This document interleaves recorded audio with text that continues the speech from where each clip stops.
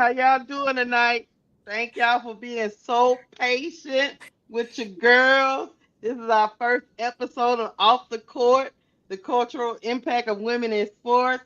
We had all kind of technical difficulties. The devil was trying us, but we are here.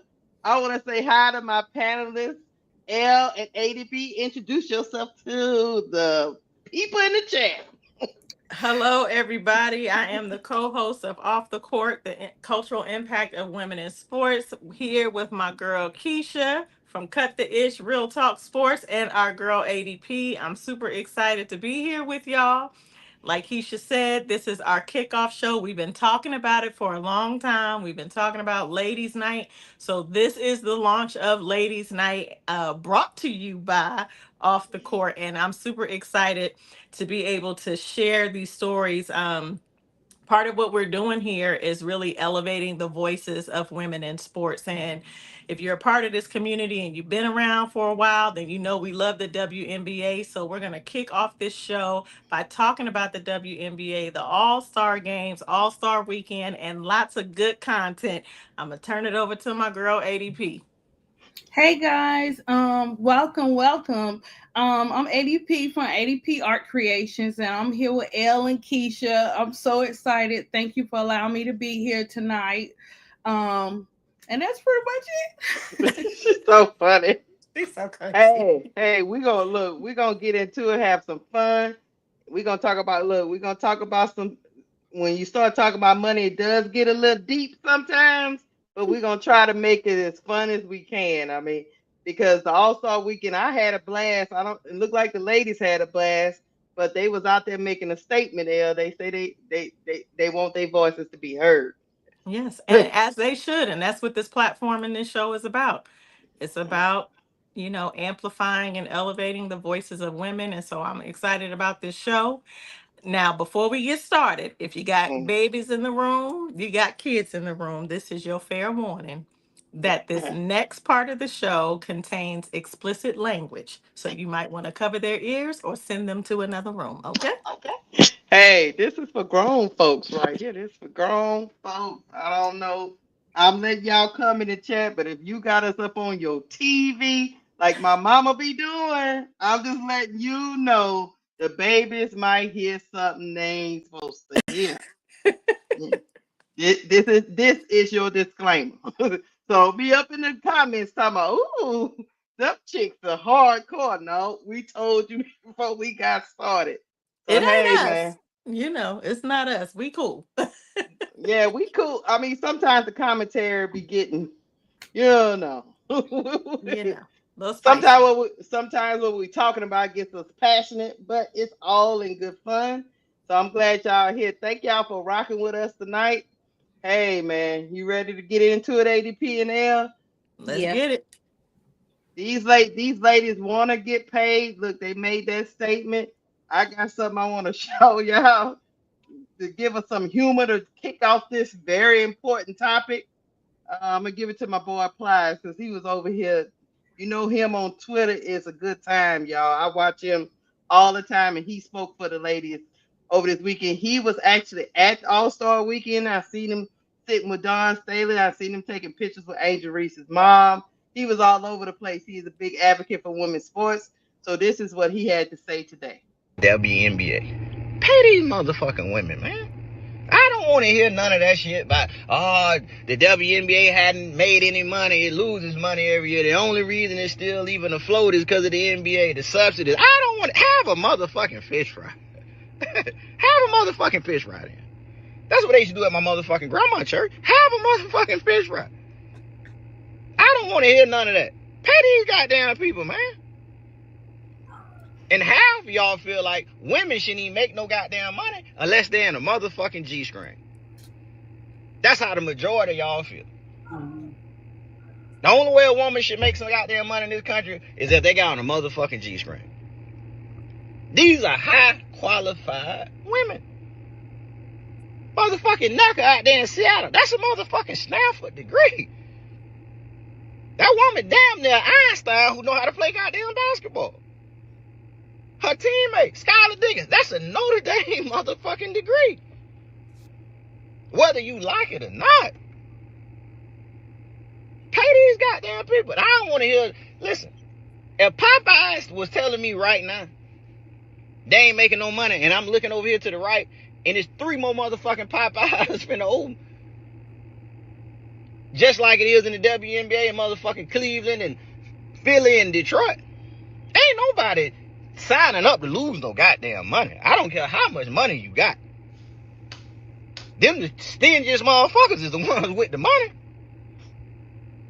So I don't care nothing about 15, 20 years ago, which I respect the players from 15, 20 years ago, who y'all wasn't paying because the revenue wasn't there. But it's just like in the NBA. 50%, the NBA players get 50%. They make 50% of the revenue generated goes to the players. In the WNBA, they only get 9% of that shit. You ain't got to give them 50%, but give them more than that. Goddamn Big Allie, that goddamn mascot for the Liberty. Big Allie deserves a motherfucking $1 million by herself, if you motherfucking ask me. Pay these goddamn people, man. They deserve it. Well, Well, you heard what Ply said. apply. Whether you agree or not. Ply is not only an entertainer and understands the value of having a personal brand, being, your personal brand being your business, but he's a businessman. And so I Hmm. think for me, it holds weight that you have somebody like Plies to speak up for these women. Like you said, Keisha, he's a huge fan of women's basketball. We know he's a super fan of Don Staley and South Carolina women's basketball team. Um, Hmm. and he's not the only one. We saw the likes of Common and Jennifer Hudson and, Robin Roberts, who was a former basketball player. And this was before there was even a WNBA. And we saw other folks in the building. So the evidence is there that the game is continuing to grow. These women asking for money.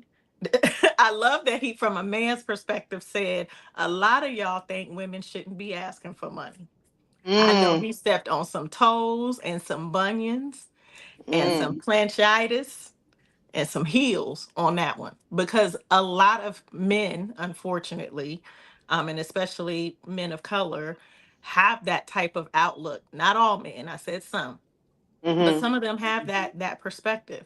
And women are changing the game. Women are no longer, homemakers. They are not staying home with the babies until they're 18 and out of high school. They are going out there building brands, they're building empires, they are generating millions of dollars in business.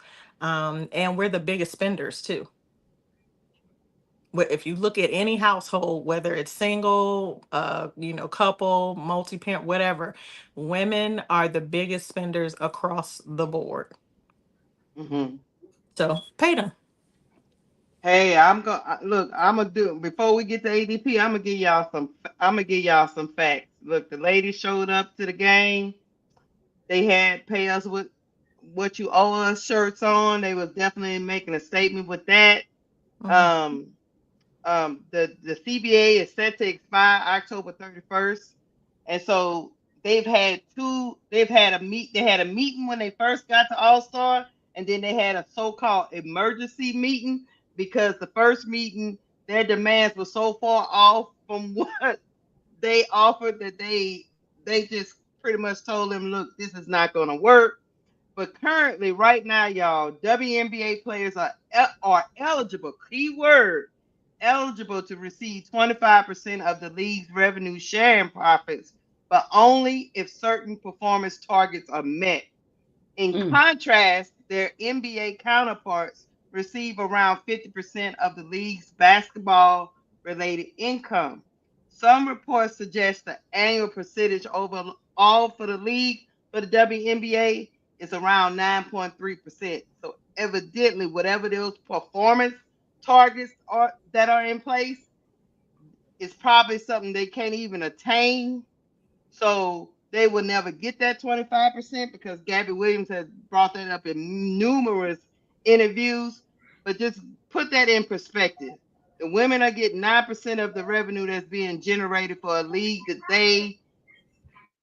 that can only run if they play basketball, while the men are getting 50%. of that same revenue that they generate.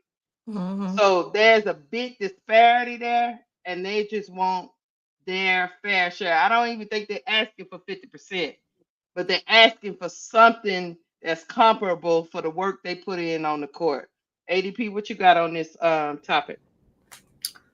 Well, I had did a show like couple of weeks back, and I actually looked into the CBA, and I'll just touch a little bit on the like even the meal plan for these ladies. Like for Chicago, each year it probably goes up maybe like $10 or something like that.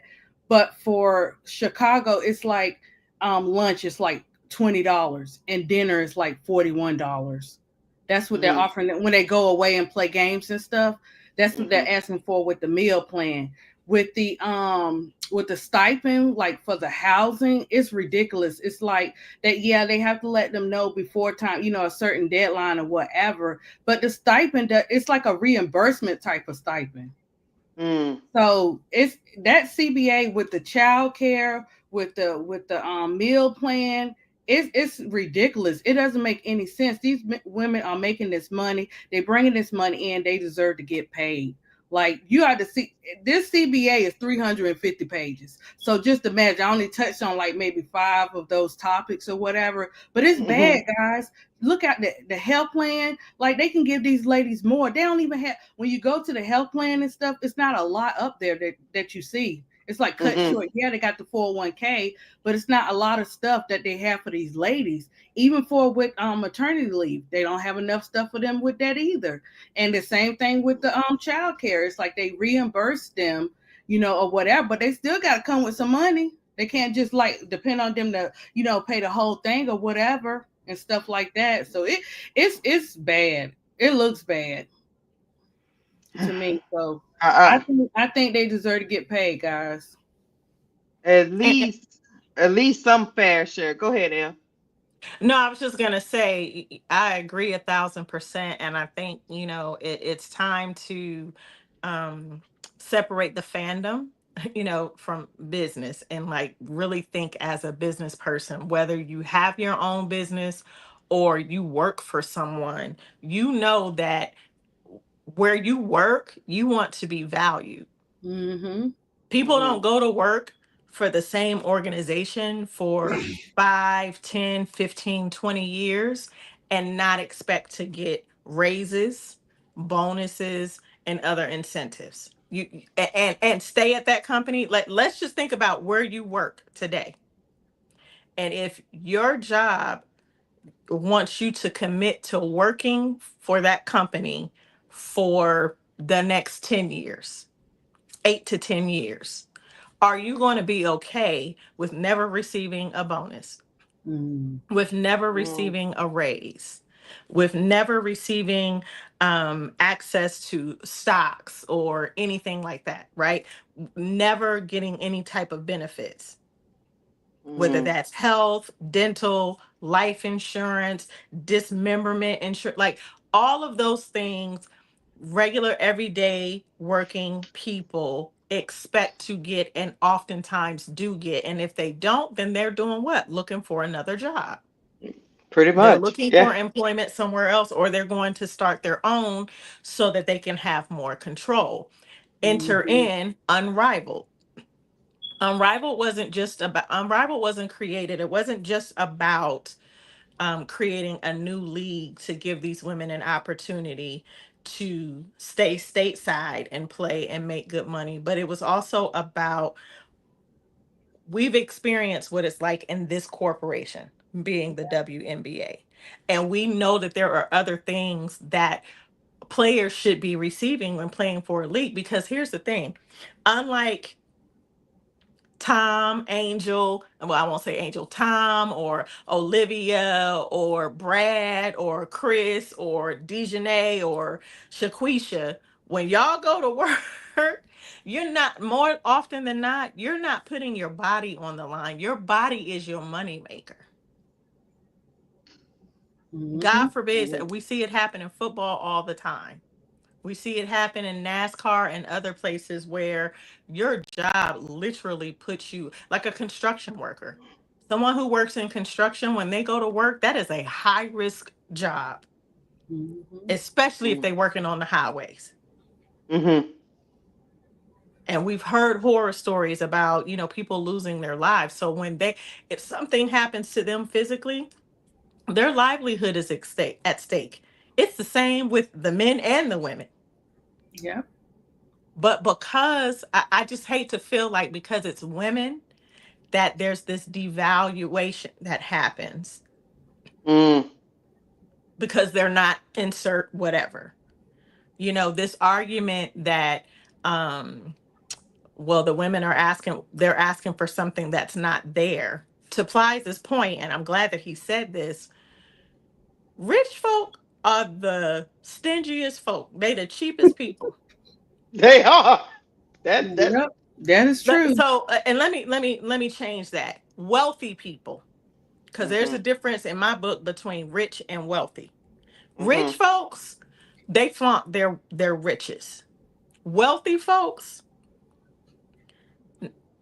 they flaunt in a different way. They flex it's a lot different. Yeah, they might have a yacht, they might have a high rise, they might take luxury vacations, but they don't wear their wealth. You look at somebody like Mark Zuckerberg, he's a multi-billionaire. You look at Jeff Bezos, these dudes wear Levi's, button-up shirts, and maybe a blazer. They got a uniform. They don't spend a whole lot of money on those things. Like they're very smart with their money. So my point in sharing that is you got 3 expansion teams, maybe 4, I believe. Hmm. 250 million minimum is the investment. These people are not investing in a business model that is not, one, going to have longevity, two, isn't going to be profitable for them, three, isn't going to see an ROI within the next year and a half to 2 years. There's no way that they do it. Hmm. Talk to a financial advisor. I promise you, there's no way that that's happening. So I'm glad that he brought that up, because this argument that women are asking for something that is not there is ludicrous to me. Right. The mm-hmm. money is there. So Keisha, you can share what we discussed earlier about why people have this idea that the money is not there, and them more specifically losing what 50 million last year. Yeah, that's what look, that's what they claim Mm-hmm. in public. Right. Mm-hmm. Hmm.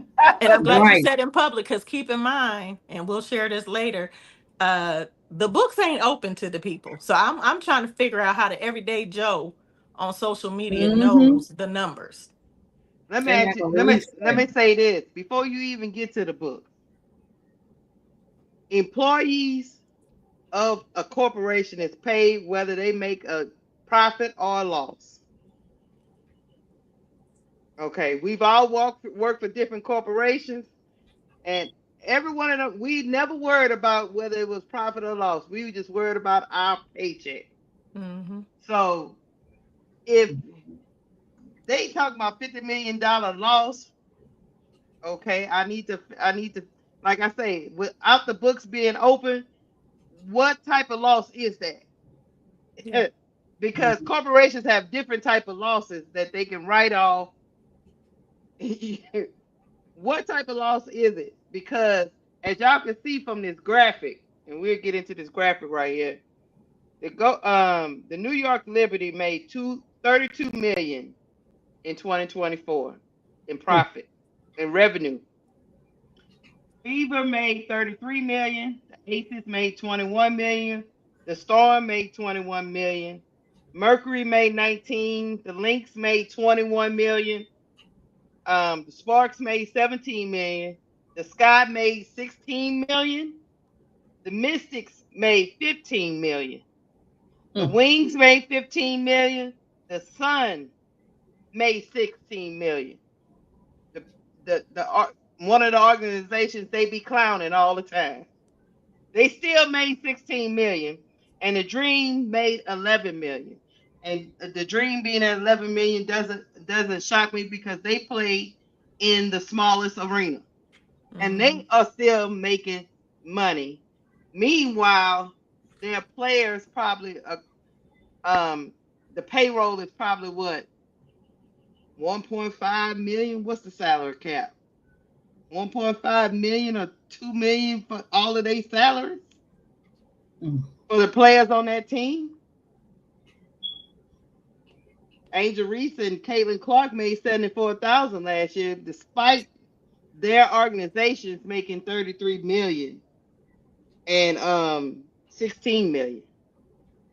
So And for even if some, you add up all the salaries, it It's still still doesn't gonna come add. anywhere Mhm. close to. It's within, it's like 5% of the revenue that they've made. Yeah. correct, and that's just what is that? Five? Use 5%. I mean, because I think the Mm. salary cap might be at 1.5 or something. I'll have to look that up. But the salary cap is not that high, y'all. It's not. It's not that high. So in just straight revenue, they can pay these. They can pay these. That's even before we get to all the other things they get, the TV deals and all that stuff. We're gonna Right. get into that next. But y'all, you gotta pay the people that makes Yeah. everything else go. Mm-hmm. Mm-hmm. If these Mm-hmm. ladies don't play, how can you make money? How And can you then, make revenue? and the other part of that, Keisha, is just like with any company, organization, or corporation, there's always a competitor, right? Hmm. Whether that's In and Out Burgers. I don't know if y'all familiar with In and Out. Is Yeah, very we have them popular here. on the West, right? So you got In and Out, but what's the competitor? You got Five Guys, you got McDonald's, you got Burger Hmm. King, you have restaurants like Applebee's and Chili's Yeah. on they sell burgers. So for every market, for every business, for every product, for every service, there are multiple competitors. Mm-hmm. Multiple competitors. So if they ain't treat me right at In and Out, I don't like their values. I don't like the pay. I don't like how they treat us as employees. I'm gonna go Yeah. ahead and bounce and go to another place Right. because there's Right. always an opportunity somewhere else. Somewhere else. And Mm-hmm. and and as such, in the W, who are the competitors? I'm not talking about Unrivaled or Athletes Unlimited. These women go over Kennedy Carter, if I'm not mistaken, went over to Mexico. They making millions. Yeah. Camilla too. They are making millions of dollars to go and play in other countries. Yes, Hmm. it's Mm-hmm. an adjustment. Yes, it might be foreign land. There are, that with anything, changing any job is going to come with its own set of challenges. But if Right. I know I have a short window of time in this area for a career, in this industry for a career, I want to make the most of it as much as I can. So if that means that I have to sacrifice 2, 3, 4, maybe 6 years going to play in another country to ensure that my family is going to be good, they're going to be fed, I can provide for them, I can set things up, I can invest in things. So God forbid if something happens to me, if my income stops with this job, I still have the ability to make income in other ways. That's what smart people do. So it's bigger than just like, oh, they play basketball X amount of months Mm-hmm. out of the year and they should be making this. It's beyond that. You got to think big, like the Yeah. bigger picture. Yeah. And just like you guys said, I mean, the valuations of these teams begs to differ that they're not making money. How can you evaluate a team at, yeah, I mean, the Liberty are worth 420 million and you can't pay the people on the court? Hmm. Mm-hmm. So even Even though if you you add have, in all operating costs, there's still a surplus that's available to pay these people. Yeah. And keep in mind, y'all, the rosters are limited right now. it's only so 12 Yeah. people.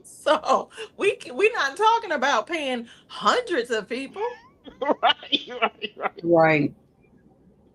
Yes, So, there are multiple people in the organization that have to be paid, but there just like there's a corporation has buckets that they dedicate specific funds for. mhm, We're talking about salaries alone for players.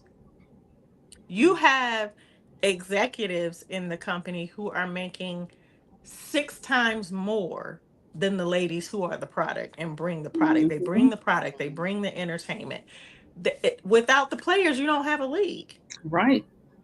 But you Mm-hmm. can't say without the league, you don't have play. No, because Fee and Stewie have shown they've created a business model that shows you like, oh, if y'all don't want to act right over here, and I'm not saying that that's what they did, but it's an outlet.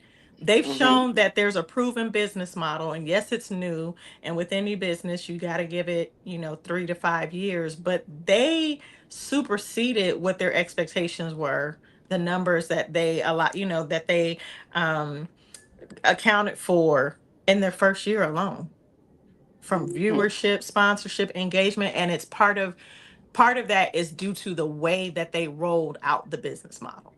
Mhm.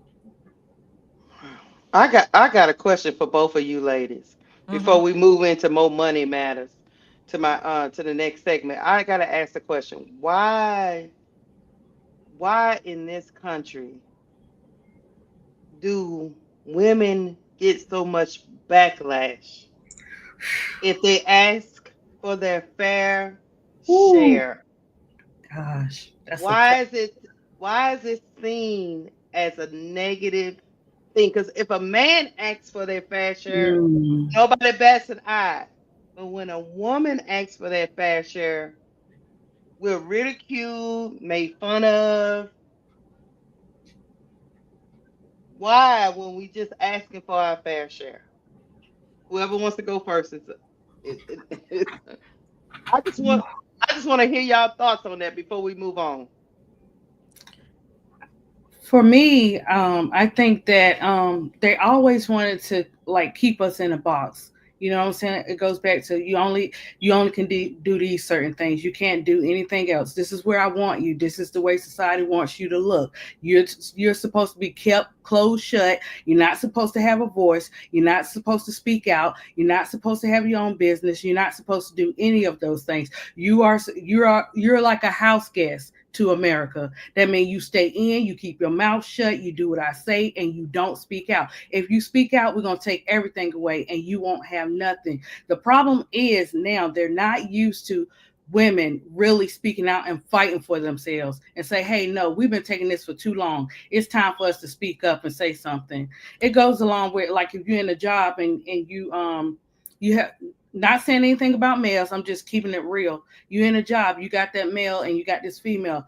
Well, how about if that female is doing that same job, but she's doing it better? Guess who's gonna get the better pay? It's not gonna be her. She's gonna have to Mm-hmm. fight for it, or she's gonna have to go somewhere else. She's not gonna get it. You know what I'm Mm-hmm. saying?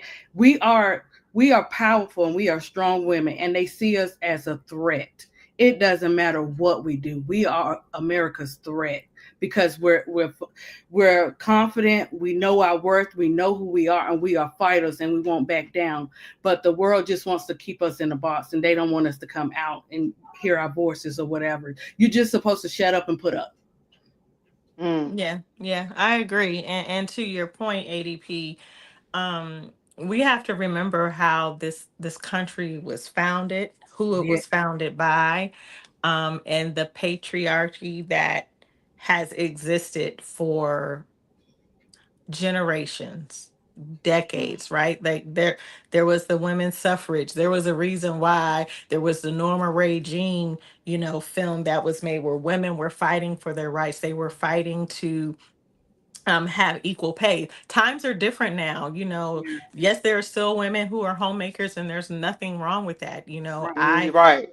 I in part created my business in a way that allowed me to stay home with my son until he got to his senior year of high school. As y'all know, he just graduated, right? A couple months ago.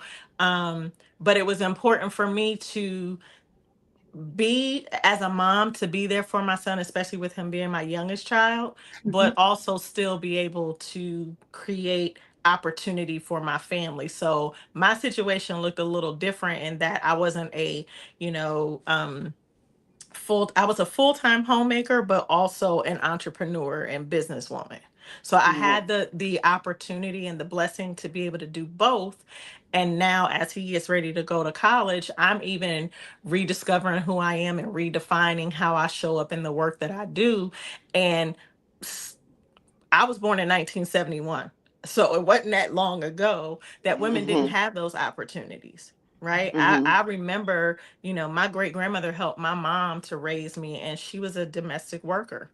So we would get Mhm. on I remember getting on the city bus to go all the way to the suburbs where she would go and clean houses for wealthy white people. Mm-hmm. Mhm.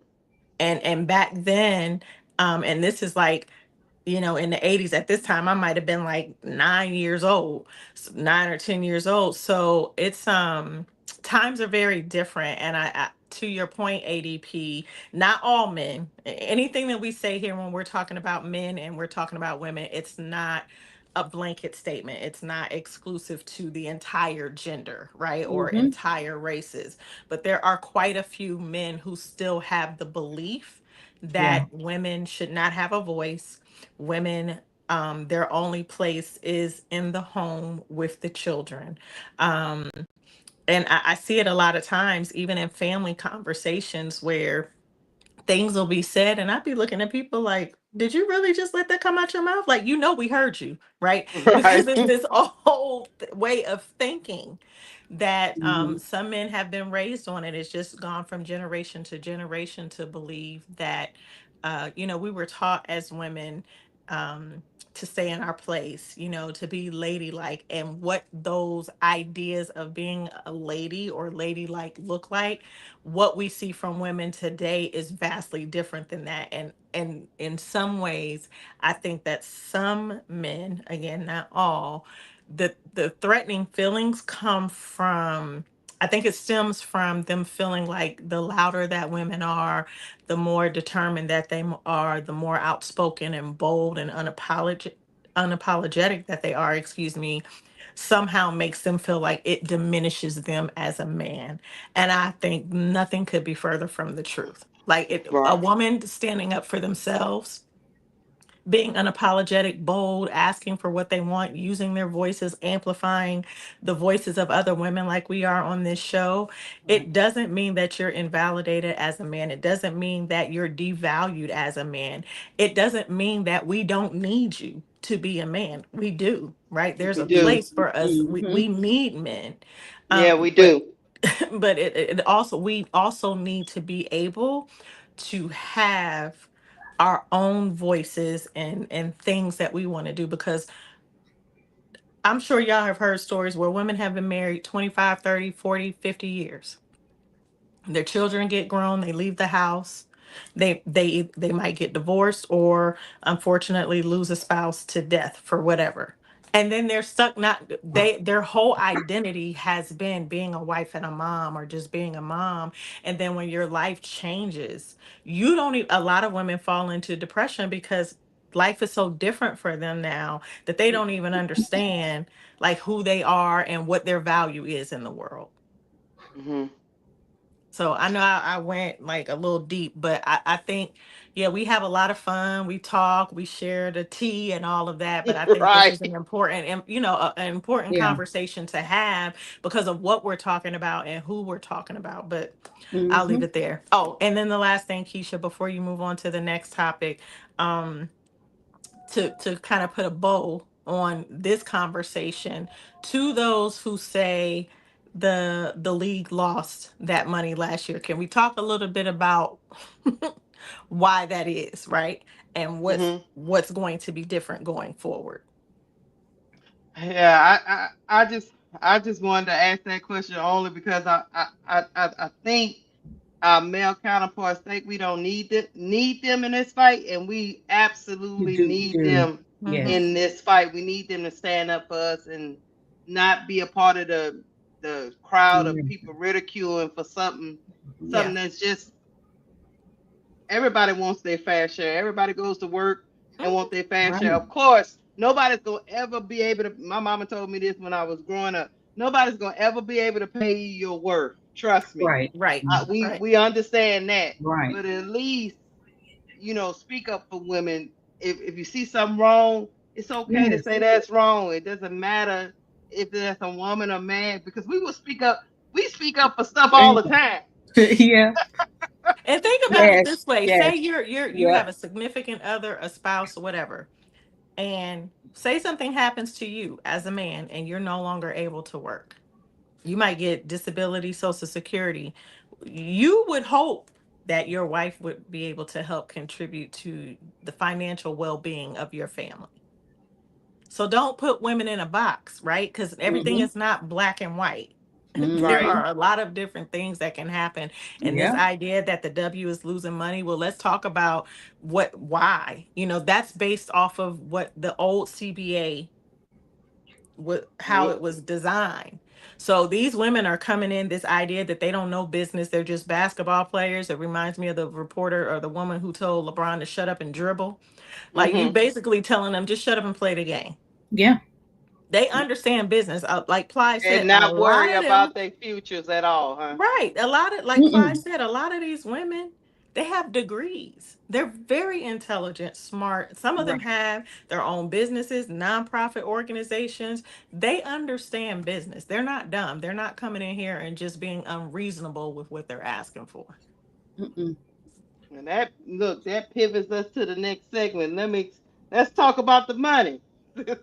Since we leading into that, let me give y'all some facts, y'all. A new national broadcast agreement valued at a staggering 200 million per year, a significant increase from the previous deal, which was only 57 million per year. So they went from 57 to 200. Mm. Yeah. It's set to begin next season, 2026. The substantial media deal alone is projected to significantly boost league revenues and team profitability. On top of that, we have three expansion teams coming in, which is Cleveland, Detroit, and Philadelphia, and they reportedly paid $250 franchise fee, Mm. 250 million. whereas Golden State and Toronto paid 50 million just the year prior. So the franchise to get a franchise now in the W, it went from 50 million to 250 million.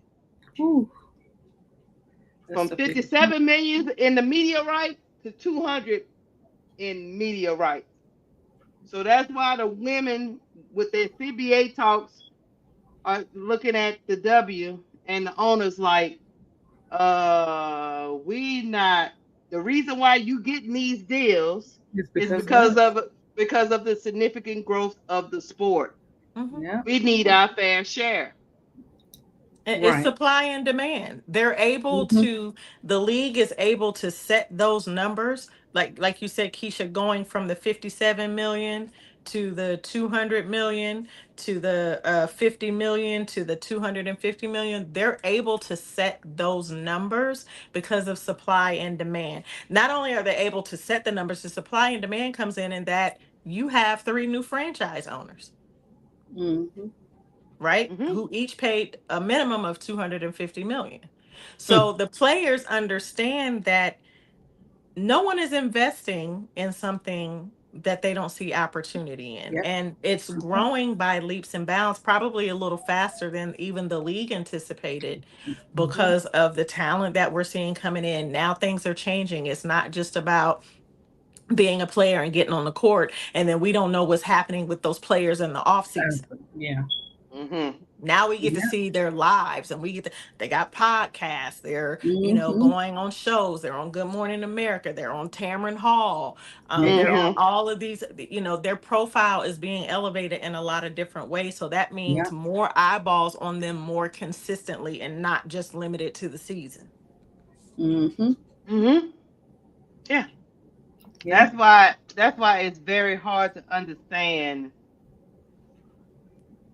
um the backlash that these women are getting, because if you just Right. project out if you just project out the amount of money that they're about to make, talking about the league and the organizations, they should get a piece of that pie. I mean, they the reason why they getting these new deals. So I don't get these people. I don't get these people at all, y'all. I, What's the chat saying? Well, talk to let's see. us. Oh yeah. Oh, everybody in the chat, make sure y'all hit the like button. Don't have me. Go check my likes. You know, we've been running our mouth for a while now, and we ain't said nothing about likes. So I'm about to go check the likes, and I'm gonna check y'all up in this chat. See, Oh, oh, gosh. here we go. 26 years of not getting a profit for NBA owners support the WNBA. That's right. The Yeah, backlash is from trolls, y'all. Ignore those. Okay, I got I'm you, like, country clearly you didn't dog. listen to nothing we just said, but okay. I got you. Yes. Okay, he said, Troy Hart said, I think what will help the W grow, hit up more Canadian teams. Vancouver, Edmonton, Montreal would have been a great, right along with Toronto. They will sell out. They do love their basketball. I Mhm. mean, even with the new Cleveland, Detroit, and Philadelphia, even though Sophie Cunningham don't like these new places, I I'm poking fun at her. I do. Detroit is a basketball town. Philly is a basketball town. Cleveland is a basketball town. So I don't know where she was coming from I'm with actually that. I'm shocked because she's in the W, and as a W player, you need to know the history of the W, and the Detroit Right. Shock was like the team. They were Right. a dynasty. So this idea that you think Detroit is not who wants to go to Detroit to watch basketball, they've been asking for it. Look, she Yeah. said it. I didn't. She I said know. she said she don't know why people will want to go will want to go there, but well, she didn't say that. She just made she was in it. They need to check with us because with the environment, people might not want to. What you talking about, Sophie Cunningham? Mhm. And Mhm. I You and I no, go ahead. go ahead, Keisha. I'm sorry. Oh No, no, I go get ahead. it. I get it. They want the new teams and everything, but why not take care of what you already have first before you bring those new teams in? Exactly. You're gonna bring those new teams in and treat them the same way you already treating the ladies who's asking for more. What does that look like? It's like they want to keep making a profit, but they don't want to do that with helping the people that's actually, if the players weren't there, they wouldn't make no type of profit. They wouldn't have any type of profit if they were not there. Take care of them ladies first. They deserve that. That's why they're fighting. I promise you guys, if they met them halfway, just a little of what they're asking for, they would negotiate. You also have to say this is their life. This is their game. You know what I'm saying? It's all in their mental health too. I got to get out here every day and play for a league that don't care about me, but I really want to play ball. That's a sacrifice in itself too. So for me, take care of what you have first and move on. But when you have money hungry people like that, that's all they want to keep doing is just making money, making money, making money. And what's happening now is like, oh, wait a minute, they really standing up. And this just the beginning. Hmm. That's just a little bit of icing on the cake. They're not done. Well, what they Mhm. saw was ADP is like the reason why they pushing these new organizations. They saw the Valkyries come in and they Oh yeah. selling out Mm-hmm. every home game, and they starting Mm-hmm. off with a bang. I mean, they sold out all their tickets. Mhm. That city is really pushing because they had so much success with the Golden State Warriors, bringing the ladies in, and the men are supporting the women in that city. So the WNBA is just seeing, oh, we getting new organization with this newness, and we gonna capitalize on this buzz.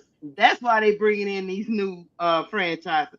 Like you say, they want to make more money, but they trying to put the cart before the horse. You got to pay the people Yeah. that got you there. Yeah. Yeah. Yeah. So Mm-hmm. I get what that's why they doing it though, because if you can go from 50 million to $250 million fee, you will do it too, ADP. You tell the new cities to roll up. Pull up on me. You pull up. you Dang, tell them. Keith. You tell them to pull up. That's Pull why up these on ladies are. me. That's why these ladies are not like, no, we Yeah. uh we not taking that stuff, y'all. We not taking it Mhm. at all. That's So the problem. Look, Keisha and Elle, they thought they just was like basketball smart. They didn't know that the women are actually intelligent outside of basketball. What did Angel say? Angel said her mama told her they don't think about they don't tell you about the longevity. They just tell you about the focus of right now. You know what I'm Mhm. saying? But you, if you think about it, you be like, okay, you make it. That's with any business. Hey, I'm starting out here, but 5 years from now, I'm not going to be right here. Right. If, right. you know what Right. I'm saying? If I'm persistent in what I'm doing, so these players are persistent with what they're doing. They're coming to play the game. They're giving us the laughs. They're giving us the social medias. They're going in so many different ways to say, hey, we're more than just basketball players. But guess what that does?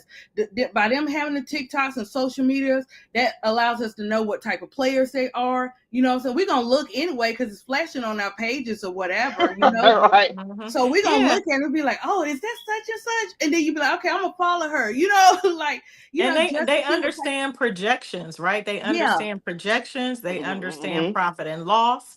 Again, these Yeah. are not dummies, and if you understand anything about business, you understand what a ROI is. That's your return on investment. You understand what profit and loss sheets are. You understand how to project, like you said, ADP. What I make as a business owner, what I make in year one is not what I expect to make in year two, and then I might have a period where my profit falls a little bit, Yeah. but I've Yeah. already projected for that because I understand it Mhm. might be operating costs, it might be other, ancillary items or costs that I have to take care of, financial responsibilities that I have to take care of. So that's how you project. And so thinking that these women were coming, and we have a video, a couple of video clips that we're going to play to speak to this Yeah. further from the mouth of the players. But I think Yeah. it's important to understand these women are not coming in and asking for the right now. It's not just about the now. They're Right. they're looking at the projections over the next 5, 10, 15 years. And that's what I admire about so many of them showing up and speaking up, is a lot of Mhm. them who are the veteran players, they know that their time left in this league is a short window. They're not just fighting for themselves, they're fighting for the rookies that are there now, the sophomores Mhm. that are there now, the ones that are coming in the draft. They're fighting for future generations, because understand, the CBA lasts for, I believe it's 6 or 7 years. So there's no, once this CBA is done, there's no more CBA for another 6 to 7 years. I believe Woo. it's 7. Oh gosh. Mm-hmm. Yeah. That's And So crazy. and you've got to Yeah, understand you your got to do it now. negotiating power. Yeah. Yeah. yeah, you gotta do. Hold on, I'm about to bring up. I'm about to bring up and let y'all listen, and let y'all actually listen to the players, because I think people forget that in women's sports, a lot of these ladies get their degrees and whatever they respected. A lot of these ladies finish college. They running Mhm. their own business. They doing their own side hustles because they never was paid enough by the W. So they had to make some shake, you know. Mhm. So Mhm. a lot of these ladies are running their own brands. They got their own deals outside of the W. So they are well versed in what's going on. Of course, they're not going to know exactly what the W had is doing behind closed doors, because they're not privy to that information, because Mhm. they're Right. not letting it be public. They just keep throwing out this number out here. Mhm. Okay, Kathy, what does this $50 million loss mean? Where are Mhm. you getting these losses from? Is it from you starting to do charter flights and just started doing it? Mhm. Is it Right. from not because it can't be from, because some every time I watch a game, a lot of the seats are filled. I see y'all selling merchandise. I see y'all selling tickets and everything online. So what is the losses from? Is it from that new contract? These contracts you projecting out? See, that's what people got to understand. Because sometimes the first year of the business, the first year of doing something, hits the balance sheet really hard. Mhm. Because you just started doing something. So Yeah. I I need to understand. You keep throwing that number out. Break down the number. Break, Mhm. yeah, What are let me see. Be Right. forthcoming. Right. Be transparent with the number. So that's how negotiations are supposed to work. Like you have to have Mhm. a. I think part of the challenge is part of it is that they're they're negotiating blindly, and that's to no fault of their own. It's because Kathy is not being fully forthcoming with Mm-hmm. what they should, what they should have access to. And Keisha, before you play these clips, guys, make sure that you hit the like button. That's the Mm-hmm. first thing. We're going to do some housekeeping. Hit the like button on this video. Share it out to your network. Share it with your friends. You can send it via text message. You can share it on social media. But if we have moderators in the chat, please drop the links for Cut the Ish, Keisha's channel, as well as Mm-hmm. ADP Art Creations and my channel, KL Jones Media. Make sure that you are subscribed to those channels, because we have a lot of great things coming up for you for the rest of the summer and going into the fall. We're super excited. So make sure y'all drop those links if we have any moderators in there. If not, ADP, I don't know if you can do it, but make sure that you subscribe to all of our channels. Hit the like button on this video. We are bringing you premium content for free. You don't got to pay for cable. You don't got to pay for YouTube TV. You ain't got to subscribe on Twitch and go behind a paywall like the Stud Buds or on Right. any other platform. You're I getting ain't free knocking it, premium content, okay? but it's free. Free. It's free. Hit the button. Hit the button. Subscribe. Yes. All right, let's hear from the players right quick. Let me go put this up Anytime that there. it goes into these negotiations and situations, I always know that I have my voice and I'm going to continue to use it until I get what I feel like we've earned and we've deserved. And we're going to continue to do that. And I think the biggest thing is understanding that this is no laughing matter. This is no trend. This is no moment in just right now. We're talking about long-term stuff. This is a business. This is a brand. You're dealing with me, my livelihood, my future, the next generation. So we're going to take this very, very seriously, and I think we're not going to stop until we understand exactly what we want. Do you think that the league appreciates that, and realize? Do you think that they realize like how much you guys know, how informed you are, and how certain you guys are in your position? Absolutely. I definitely feel like the league understands exactly what we have, and we know, and they know that we know how much our voice really, really carries. And at some point, I know that could be a little frightening, but we don't care. I feel like everybody in this room knows that when it comes to us as the W, we're going to always be a united front when it comes to things that really matter and what we care about. And we're going to put our best foot forward every single time. So yes, I do think the league knows. There's been some talk that perhaps the players don't understand business enough. What are your thoughts when that's said? I laugh. I really do laugh when it comes to that, because I feel like, once again, when you think of the W, when you see the W, we're not just players that run up and down the court and do amazing things. Some of us are business owners, some of us are foundation owners, so we know what it takes, exactly what it takes. When we see the revenue, when we see things flowing into our league, we want that. Like, we are going to demand that because we see it and we see the growth. And when you see a business growing, obviously the people that are working for the business should have some say in that as well. So I think we know what we are talking about for sure. Are the players prepared for a lockout if that's what it takes to get your demands across? Yeah, I mean, it is something that we have come up in conversation and thought about. Obviously, I can't speak for every player, but I hope that we never even have to have that discussion, because we are going to meet in a great place that both parties are happy. But right now, I pray that we're not getting to that point, because we don't deserve that. We've earned that. We see the proof is in the pudding, and so we'll see. There have been reports that the players are prepared, if there has to be a lockout to be one. Hold on, before we go any further, I'm gonna just speak to a little bit of what Asia had to say. I mean, the way she's speaking is she's hoping that the league can see some of their value, if not all of it, and she really scoffs at people just really believing that they don't understand the business side of, basketball. Um, um, it it's it goes back to what we was talking about earlier, ADP, and it goes back to just assuming that women don't have an understanding of business and promoting themselves, and the bottom line and how much a business makes and how much they lose. They understand all that too well, but they are still the commodity that makes the business go. So Right.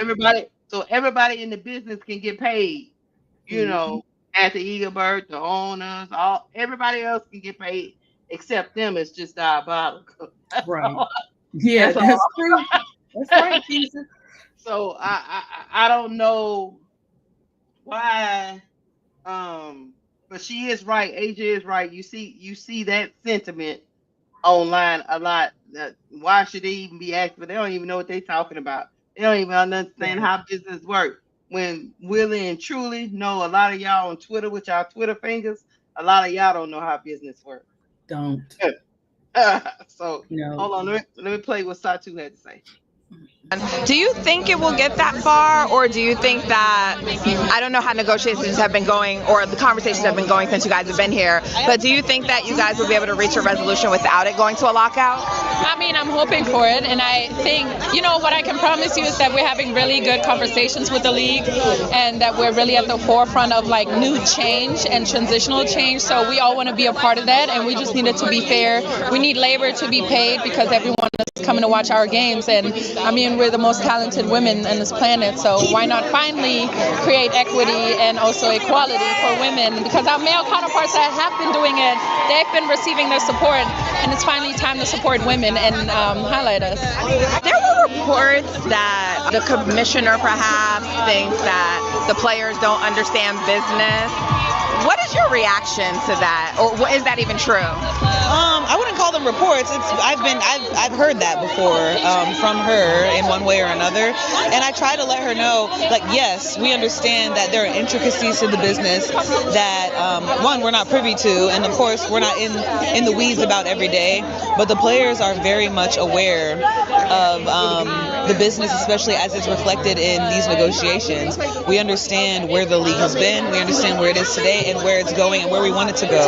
So we want to make sure that we are offered a fair share of that value, especially because this league would not exist without the players. After being here so far, do you feel any more confident that you guys are progressing in the direction you want? I always feel good, I always feel good, especially when we have players that are engaged. We had a lot of player turnout for today's meeting, and Kathy was encouraged by that as well. It's great to see all of the players taking it seriously. Not that they didn't before, but in a way that is displaying the awareness of where our league is today and how we want to be able to lead this league better than when we entered it. Do you feel confident that the league and the players will be able to? Before we get the Kathy Engelburst, so before we get to her, Yes, Keisha. let's talk about what Satu. Let's talk about what Satu and the NECA had to say, because it seemed like to me, just from me listening to them ladies, they seem like they're hopeful and that they feel seen by the WNBA, but they're kind of still being strong armed. But at least the WNBA and the owners see that they are taking this very seriously by the turnout that they received at the meeting this weekend.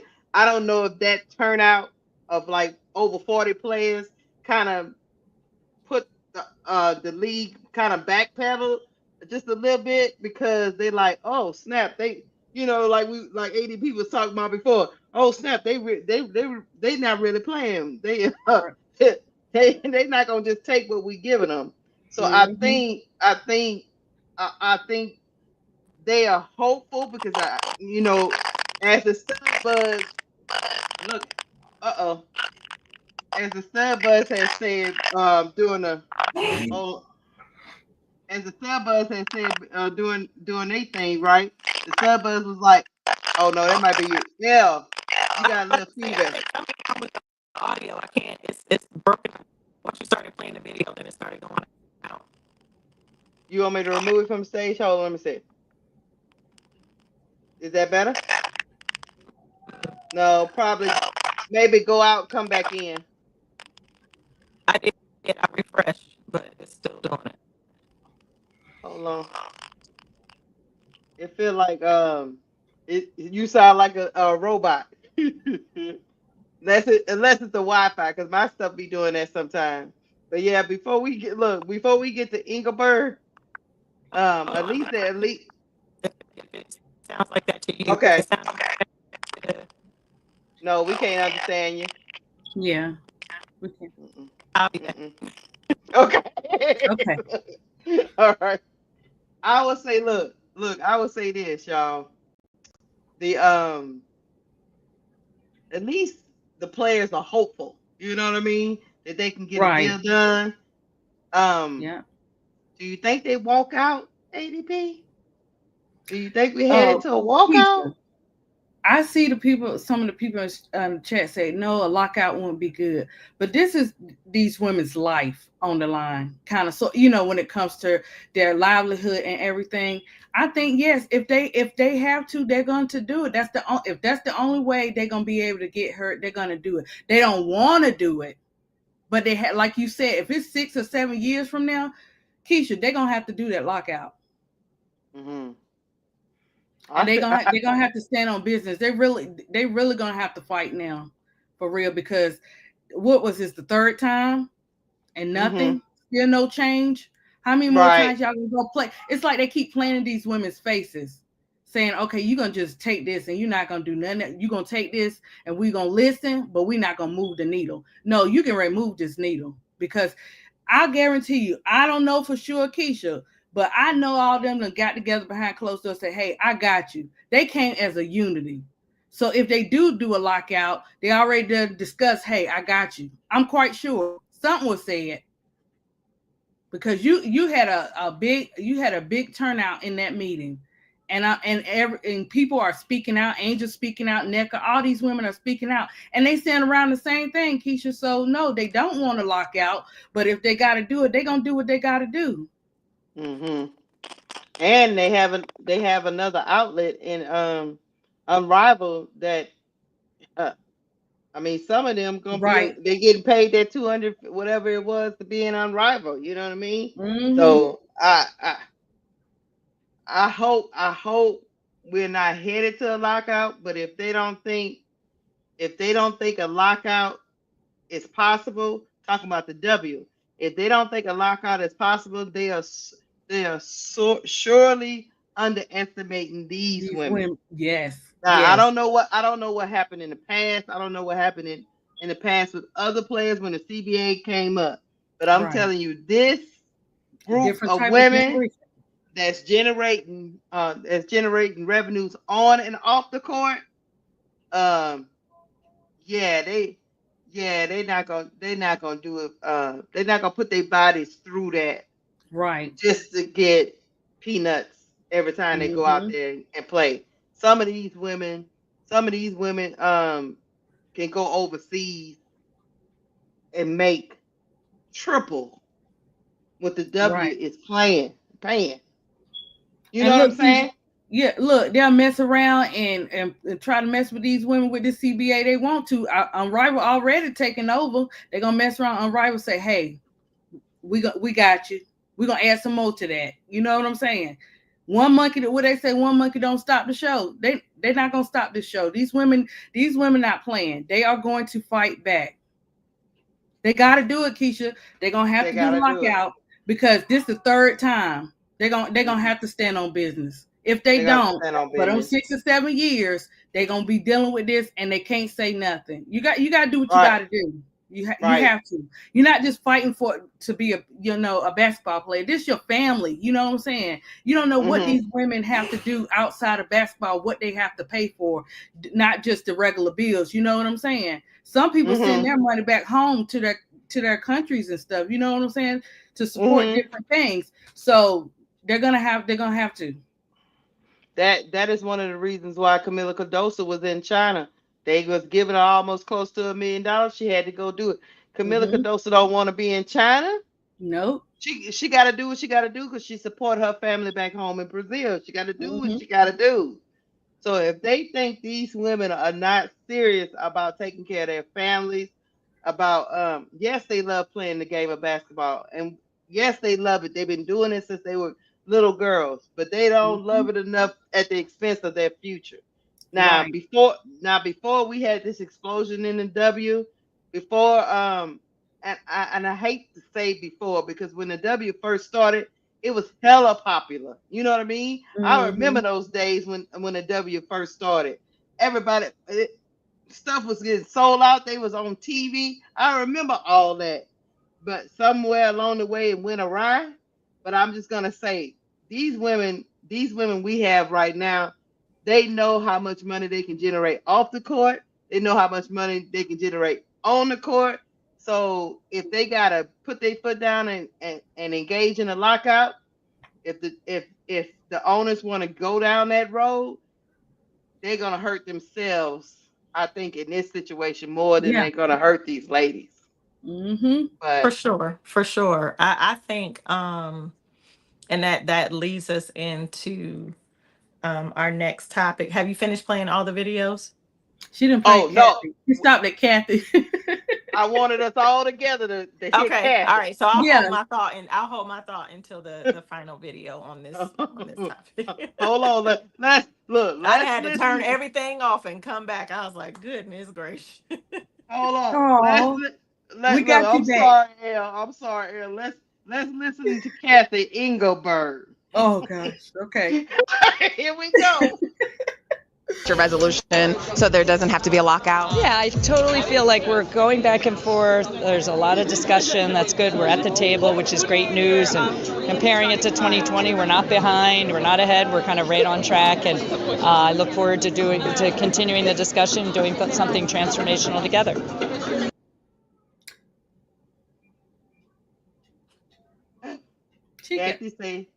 Kathy say she feels. Anytime that it goes into these Wait, negotiations hold and on. situations, I always know that I have my voice and I'm going to continue. And we see the Play growth. NECA Business already? that and where the league has been exist without the players. You know, I always feel the players taking it that the again. Hold You on, played y'all. NECA already? Yeah, I can start Okay. at her part though, and then we'll finish off with Kathy, and then we'll get into because Kathy is a special type Ooh, lady. special. Mm. Very special. So y'all, just so y'all know, NECA is the players' union. The commissioner perhaps thinks that the players don't understand business. What is your reaction to that, or is that even true? I wouldn't call them reports. I've heard that before from her in one way or another, and I try to let her know, like, yes, we understand that there are intricacies to the business that one, we're not privy to, and of course we're not in the weeds about every day. But the players are very much aware of the business, especially as it's reflected in these negotiations. We understand where the league has been, we understand where it is today, and where it's going, and where we want it to go. So we want to make sure that we are offered a fair share of that value, especially because this league would not exist without the players. After being here so far, do you feel any more confident that you guys are progressing in the direction you want? I always feel good, you know. I always feel good, especially when we have players that are engaged. We had a lot of player turnout for today's meeting, and Kathy was encouraged by that as well. You know, it's great to see all of the players taking it seriously. Not that they didn't before, but in a way that is displaying the awareness of where our league is today and how we want to be able to lead this league better than when we entered it. Do you feel confident that the league and the players will be able to reach a resolution so there doesn't have to be a lockout? Yeah, I totally feel like we're going back and forth. There's a lot of discussion. That's good. We're at the table, which is great news. And comparing it to 2020, we're not behind. We're not ahead. We're kind of right on track. And I look forward to continuing the discussion, doing something transformational together.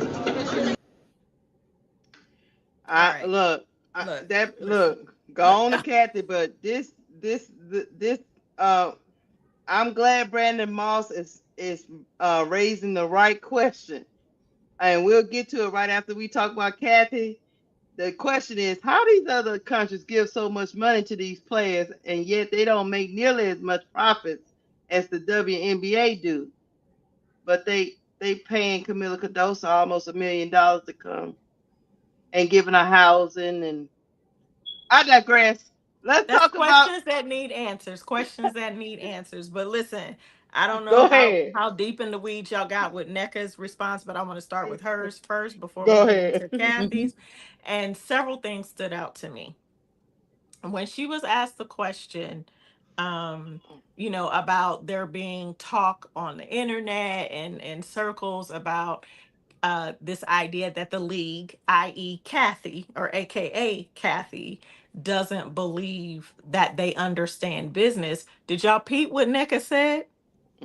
She was like, it's not a rumor. I've actually heard her say it. Mm-hmm. Mm-hmm.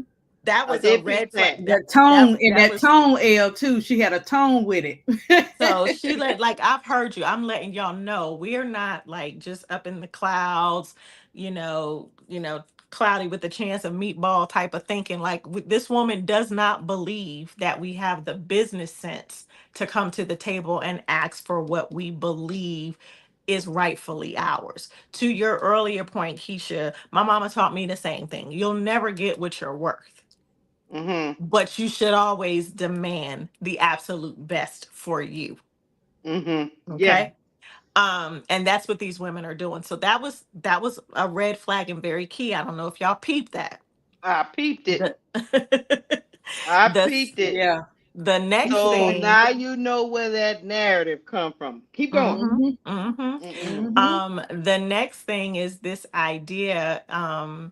Uh, you might have to replay it one more time for NECA, but there to the people who keep saying um that these women don't understand business or they don't understand the numbers and the league is losing, these women didn't decide to like just get together and say this Right. is what we're going to ask for. They actually have advisors. The WNBPA is a union for the WNBA and NECA is the president. She's a Stanford graduate, y'all. Ivy League. Stanford is an Ivy League college, university. She comes from one of the top Ivy League universities in the country. So best believe a lot of these women, their degrees are in business and marketing and branding and communications. They understand business. But not only that, these women are not just operating on their own. The union has advisors. And these advisors that they have that they are listening to, they have really deep understanding of financial projections. They understand the economics, and they are advising these women on this is what this is, this is what this is, this is what you need to be asking for. So they're not blindly coming into these conversations, these CBA talks, and just asking for stuff that they done pulled out of their hat or their thongs, as Plies said earlier. You ain't Right, right. This Tracy, but right. This is they are being advised, just like Kathy and them. They're being advised. It's a negotiation game. It's a numbers game. Kathy is in the business to make money. She ain't in the business to give the money away. So she's doing her job. But now everybody is in a up. More people are upset that these women are asking for what they feel they deserve versus what Kathy is doing. They're less upset about what Kathy is doing. They're less upset about how the league is operating when it comes to how they treat their players, right? Mhm. And then the third thing is um something that NECA said that really stood out and it spoke volumes to me is, and I'm going to make an assumption after I share this part, that they've had the most players show up to this CBA Mhm. meeting over the weekend than they have before.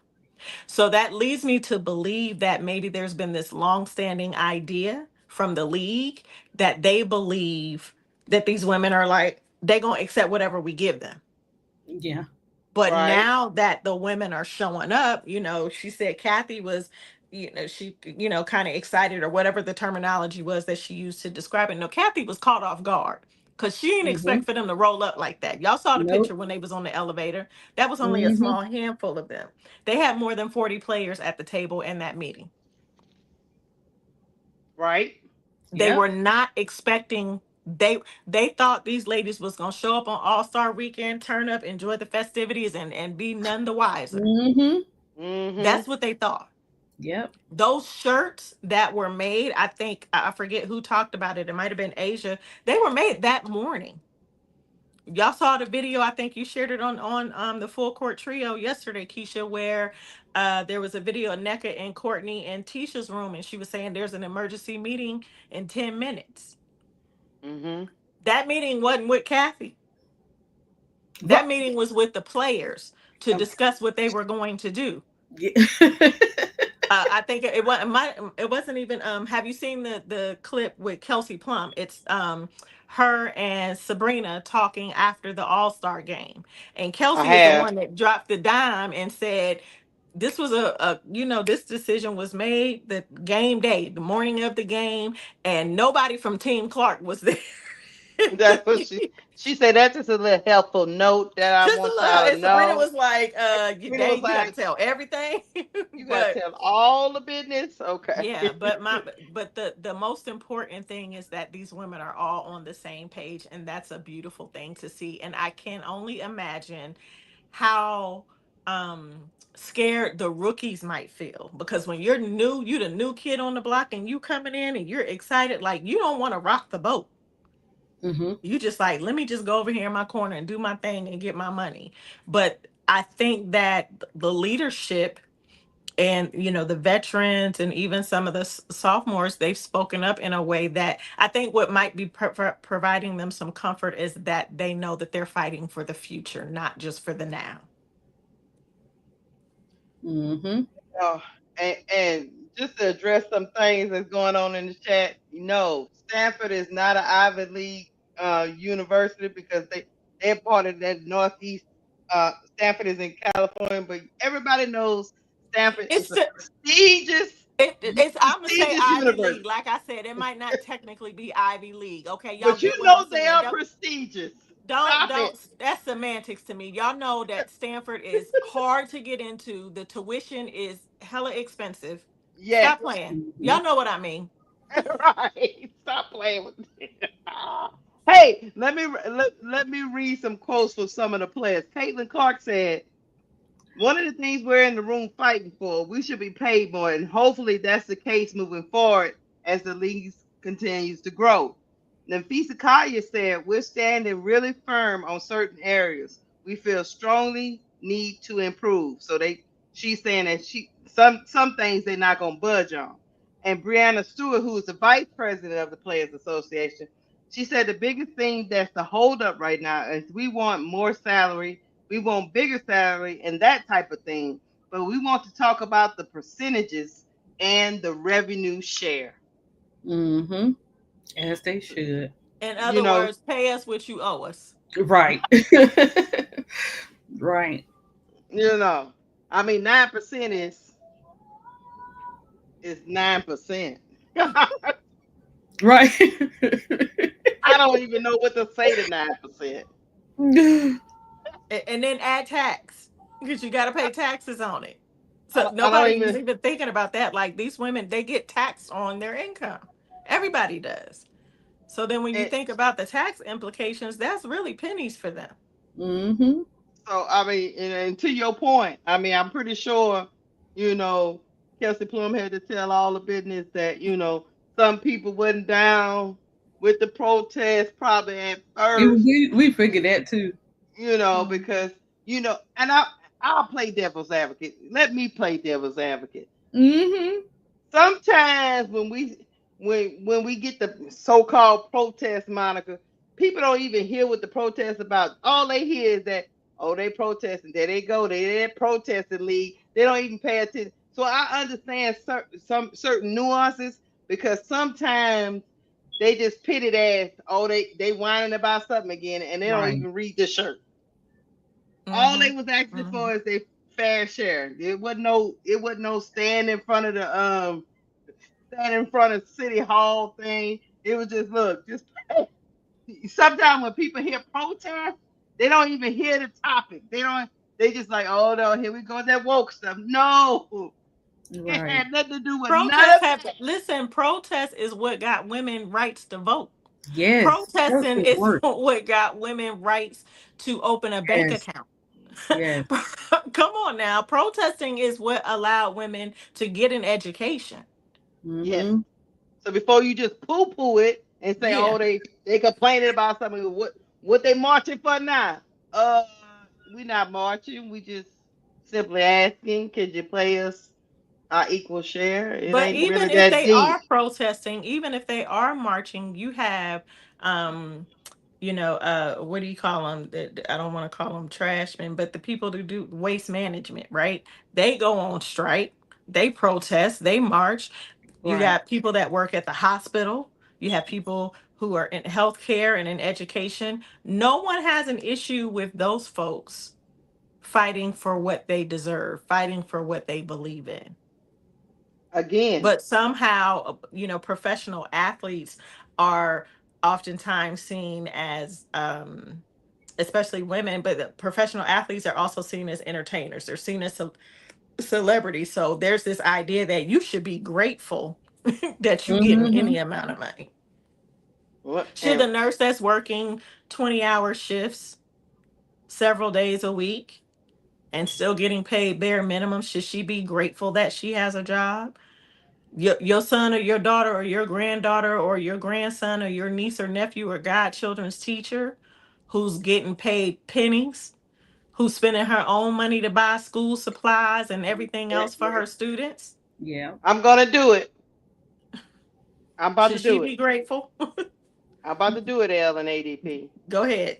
Go ahead, Keisha. Because these leagues, like the NBA, WNBA, the NFL, because they are majority um, black leagues, Mm. there is an American sentiment that not all Americans, but some, a sentiment that has permeated through our consciousness for generations that when black people start asking for money, they should be just happy with what they get.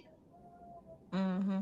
Yeah. Especially, and then you put on top of that women, Mm. y'all really should just take what we give you because Mm-hmm. we really and truly just let y'all bounce the ball. We really just letting y'all bounce that little ball, and y'all. I know that's what y'all love to do. So we just y'all should be paying us for letting Yeah. y'all bounce that little baby ball over there. There's Yeah. been this Yeah. sentiment that when we come out boisterous and ask for what we want, and our white brothers and sisters can come out and do the same thing, and it is viewed differently in this Mm-hmm. society. A lot of those undertones are permeating in this as well. And I know people always don't make it racial, but It, That's a part of we everyday life. we yeah. It's the try look, experience. Yeah. we try not to make it racial, Mm-hmm. but if we tried not to make it racial, but soon as the shirt was worn, there was a firestorm on all social media sites that some people were like, yeah, they should pay them. But there was a big segment of people denigrating these women for wearing a shirt, Mm-hmm. talking about how dare they Mm. ask for money. Mm-hmm. How Mm-hmm. dare they? Yeah. And Mm-hmm. that swift backlash only comes because of our history. Yeah. Yep. Yeah. So that's why I Absolutely. keep seeping into the conversation. So I Right. did it. I brought up race. I'm sorry. I No, you mean, did but good. here's the It's thing, it's real. it's a That's part of true. our experience every day, whether Yeah. people want to admit it or not. It's a hard thing to admit that we live in a society where in a world where racism still exists. Mm-hmm. We see microaggressions all the time in a lot of different ways, whether it's going to the grocery store, the bank, your child's school, being on the highway.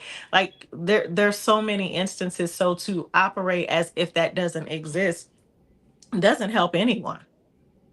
Maybe you're comfortable living in your little corner in your world where you think no one sees color. you know how great would that be? But we know that that's not the case. Mm-hmm. Mm-hmm. We know that's why big issues like DEI being pulled back from a lot of organizations was an issue, Mm-hmm. because Mm-hmm. a certain segment of people felt threatened by this thing that's been in place that they felt would give people who don't look like them a leg up. Yeah.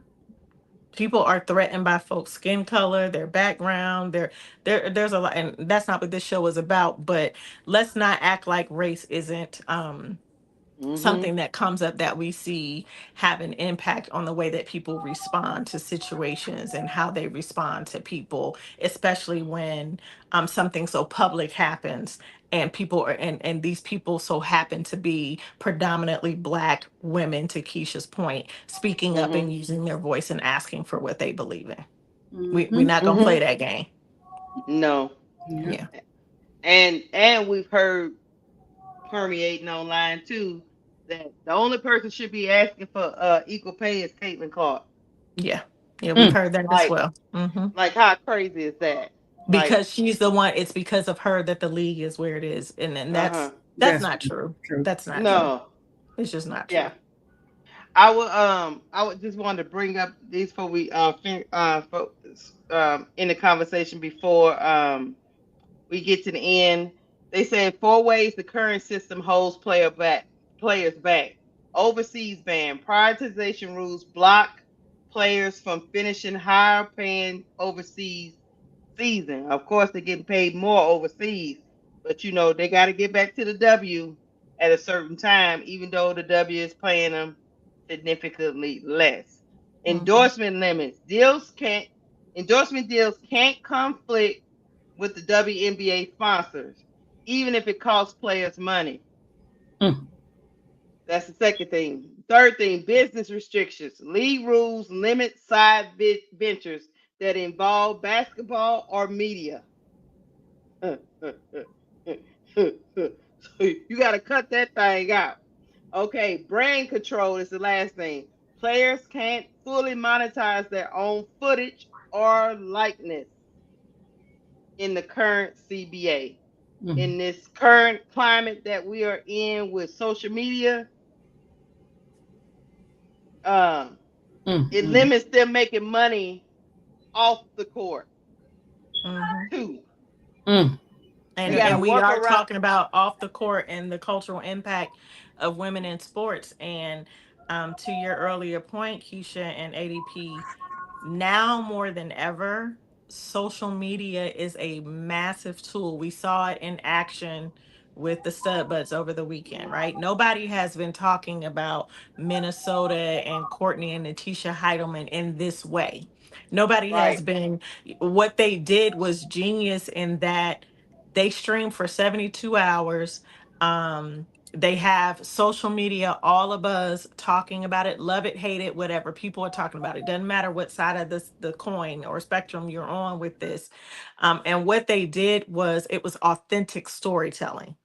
Mm-hmm. And consumers, that's what they love the most. Consumers, people love to see, whether you're a consumer of content or a product or a service, people love to have an escape, right? They love to be able to see themselves in somebody else's story or see what's possible for them or live vicariously through someone else's journey or experiences.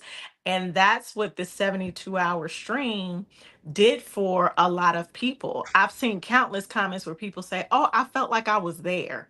I felt like Mm-hmm. I had a hangover, like I was partying with them, like I didn't have nothing else to do. I'm carrying around my iPad and my phone all weekend because I didn't want to miss nothing." Mm-hmm. That was a genius formula because it's the authentic storytelling, but it allowed people to get more insight into even Angel with how she controls the content that she puts out for her personal brand. We haven't seen her in this way. Her own mom chiming into the conversation and saying, "I'm happy to see my baby, enjoying herself this way because she doesn't get to do this often."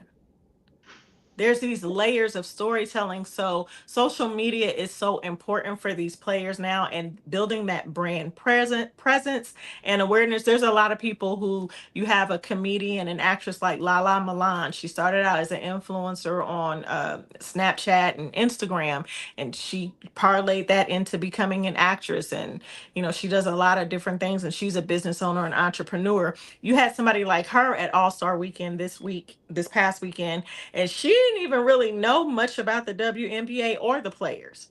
But now she's brought in her audience, just like Ply brought in his 10.5 million audience on Instagram alone.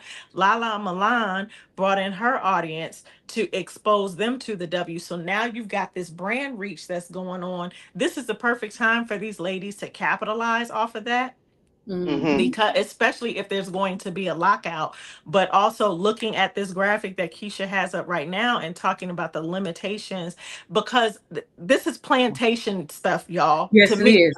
That's what I was saying too. Yep. You got somebody controlling On how and you off. control your own story, how you Yeah. control your own narrative and your own Mm-hmm. brand. Mm-hmm. That's what I said too when I saw that. I was robot. I so uh, Kathy. I mean, I understand the league is trying to control all the storytelling, all the money. Make sure they not be put in a bad light. But at the same time, you're not paying these ladies enough to not let them control their own. If you were paying them enough, then you Right. can say, okay, I control. You can control all the social media, and all that good stuff. But if you're not paying these ladies what they worth, It's how can you designed to limit them. It's like the how only can way you you're gonna make limit their money is if side we let you. bitches? Yeah, Yeah. yeah. How can you limit their side bitches? Hmm.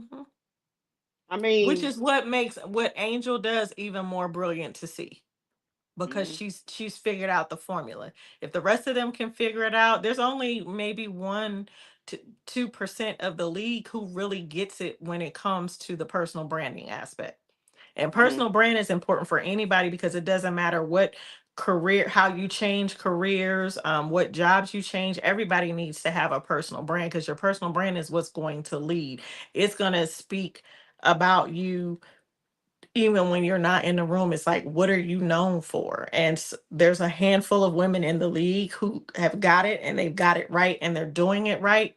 But this mhm, graphic shows that, that last sentence, it shows how much control the league is trying. The NBA don't even do that. mm. It also shows how much Janine, I think is her name, Angel's Yeah, um Janine. Uh-huh. it also shows the amount of negotiations and work behind the scenes she has to do to make sure Angel could do all the things she want to do off the court Yep. and Yep. not get in trouble with the W. Yep. Yep. You know, Mm-hmm. so Which and means that you got to might have a be smart team. You got to have and a that smart might be team. why some of these ladies are not doing all the things that Angel is doing, simply because they don't have somebody that they know and can trust that can handle those negotiations. 'Cause just like you say, you can get the wrong person. One person walk up to you, say, "Yeah, I can market you," and they don't know what the heck. Right. You could get Natisha Heidelman's manager, who want to be on the sideline heckling another player Another at the player. Right. game. Yeah. You can Yeah, what have was that Natisha about? Heidelman's Right. manager. He the one get a drink in one hand and the camera in the other hand. You're supposed to be managing your players right now, but instead you're kicking it. You want Kicking it. somebody like Janine out the way. You seen Janine working. Only time you seen any other clips of Janine this weekend was a selfie that she posted of her and her husband, because he was there with her. And then when they Hmm. were at dinner, Angel had a private dinner with her close family and friends and her team, and they were there. That's it. Janine was there to work. Right. Matter of fact, Angel was working while they were there. Mm-hmm. Hmm. They were Hmm. doing other stuff. They were working with a local marketing agency there. They were getting, we have some images. I think, Keisha, you could pull those up towards the end. But when we get into this last segment, Hmm. this is what we're talking about. And what the show is about is the off the court pieces. What's the impact that these ladies have? What are they doing? And for everybody that was like, oh, we don't want Angel to go to Indiana, it's not safe for her. Baby girl showed up, showed out, and turned up. I meant She to send you surely the last did. video with the I came to your trap and the Oh trap no, video. Yeah. I downloaded all of it. We're gonna get to it because All I'm like, right. what the devil? No, everywhere Angel goes, I know people be and this goes to, that's why I brought up Janine. People really have this perception like, no, she ain't doing that. No, baby girl work everywhere she go. Mm-hmm. She Everywhere. max she maximize her 24 hours. She She did. Hmm. stay she stay on y'all necks. That's what she do. She so I think coming into the W, they haven't seen, they haven't seen anybody quite like her. Mm-hmm. So usually when something's new comes about, you know what people do. They poo poo it. What's she trying to do? Blah blah blah. But really and truly, her and Janine need to be staging Teach some kind of podcast a somewhere. master class or something. It's a teacher masterclass about, and I'll sign up because I want to know Yeah, all the yeah. ins and outs and the intricacies of building a brand. Because I mean, you can never go wrong. I tell kids even in high school sports when they trying to get start building your brand now. When you want to be an athlete, you want to get scholarships and all that stuff. You have to understand it's not just the athletics part of it. Mm-hmm. Right. There's another part. There's another part to that. In this day and age, before you could just Mm-hmm. ball and nobody Mm-hmm. cared about the other stuff. But today, Yeah. the It's Yeah, people that different. get seen, the yeah. people that's on getting viral and all that stuff, elevate your Hmm. status. So Yeah. you gotta And understand. Keisha, I've been um in branding, marketing, media, and entertainment for more than 30 years, and I currently do that for a living now. And even I am always in awe of how Janine Angel and her very small but mighty team, the way that they have really elevated her brand. Right. It is, Mhm. it's, I It- geek out on it. Like some people geek out off of all kinds of stuff. That's what I will sit up hours on end watching, studying, looking for, like dissecting, kind of reverse engineering things to be like, how did, man, that was a great approach. Like she did this instead of this. With Right. the launch of her, like announcing her shoe, it was iconic. The baby girl didn't just show up to the tunnel with her fit with her No. shoes hanging on her shoulder. She waited until her 2K cover was going to drop, and then the image that they have of her on the cover, she's wearing her new unreleased shoe. Hmm. Mhm. Epic. This epic. People ain't thinking about branding and marketing like that. No, they're That not. could No. be two separate things that they're doing. So now what did she do with that? She's built buzz where people are now in Janine's comments, they in the Chicago Sky comments, because you can't comment on her stuff unless you follow you on Instagram. But people are demanding that they release the stuff now this year, not 2026. People are ready. That's What? how you build that brand awareness and anticipation Yeah, and because hype. I want some pecans. Yeah.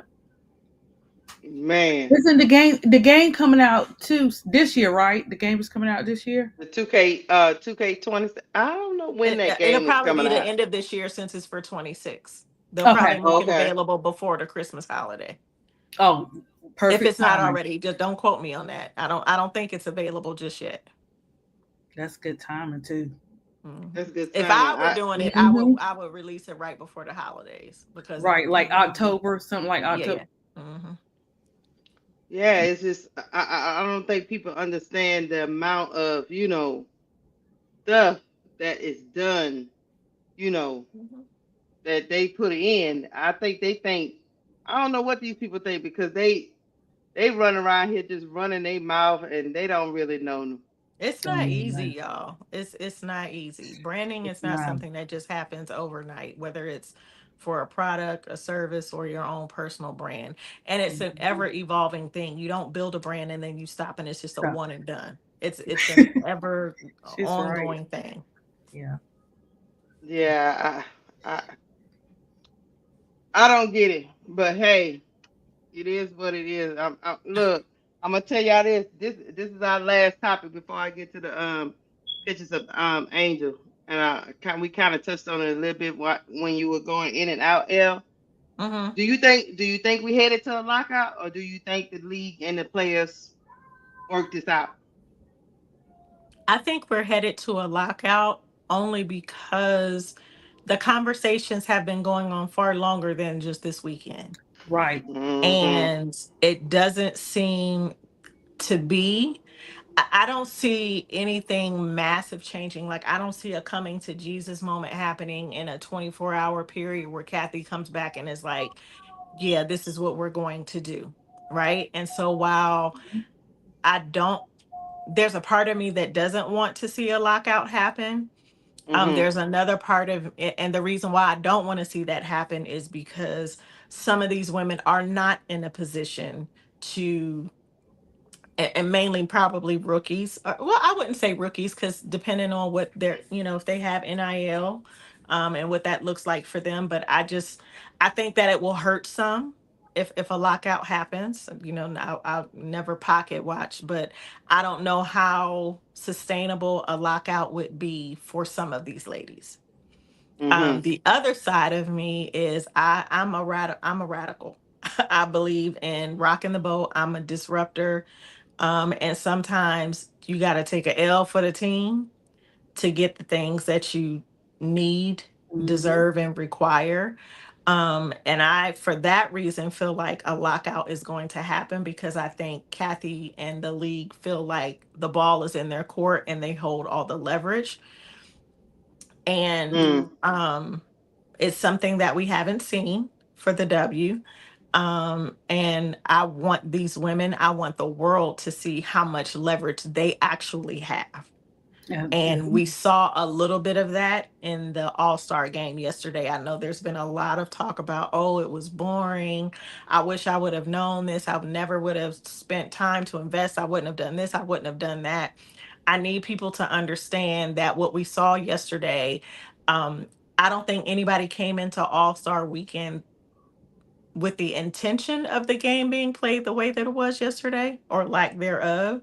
But I think after the conversations that they've had for the CBA talks, um, it was a silent protest. So, would you say, Keisha, I'm just showing up so I don't get fined?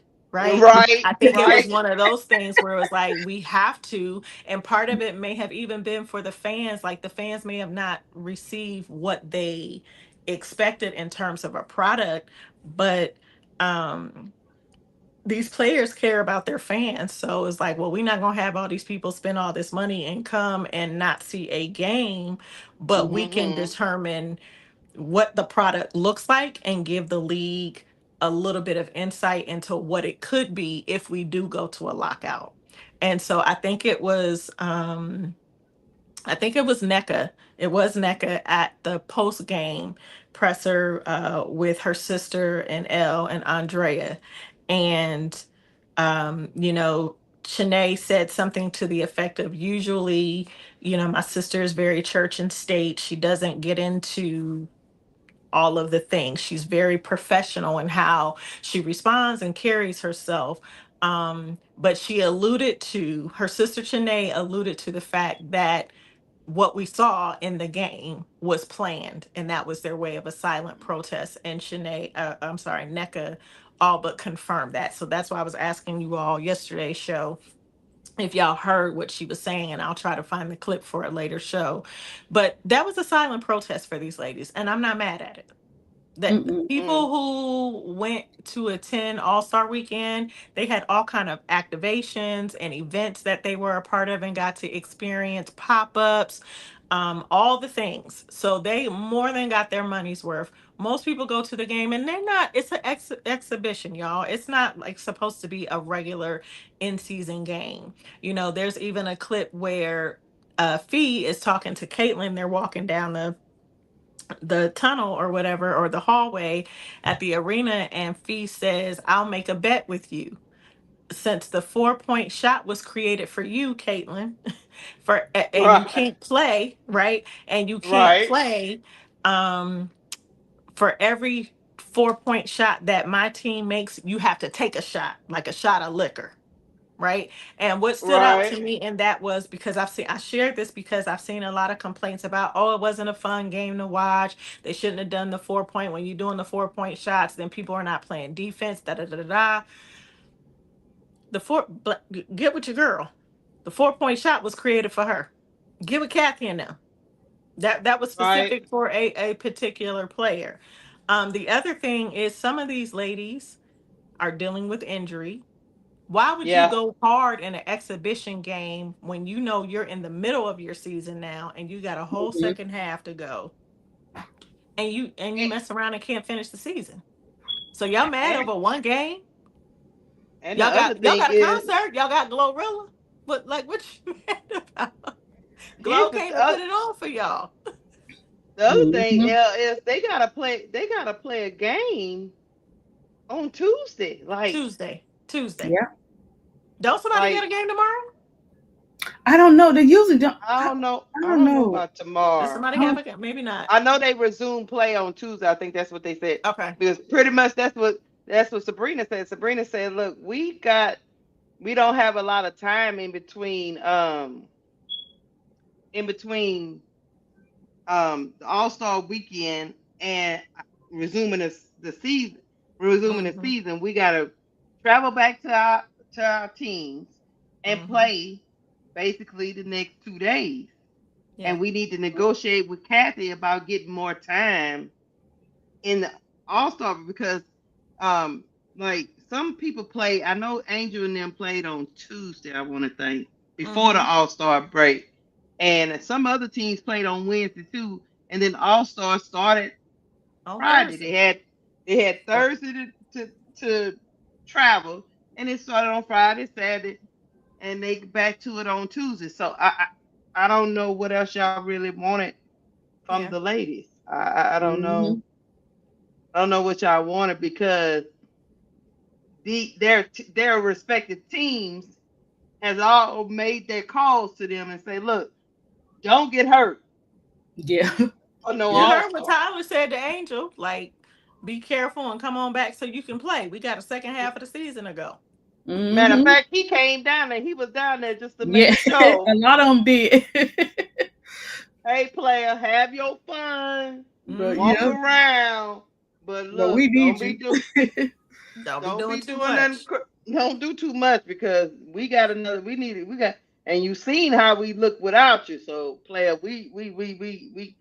I'm sorry, we're gonna have to cut this short. It's time for her to get up out of here. That's pretty much what Tyler was saying, man. We Exactly. Yeah. we pretty much gotta get up.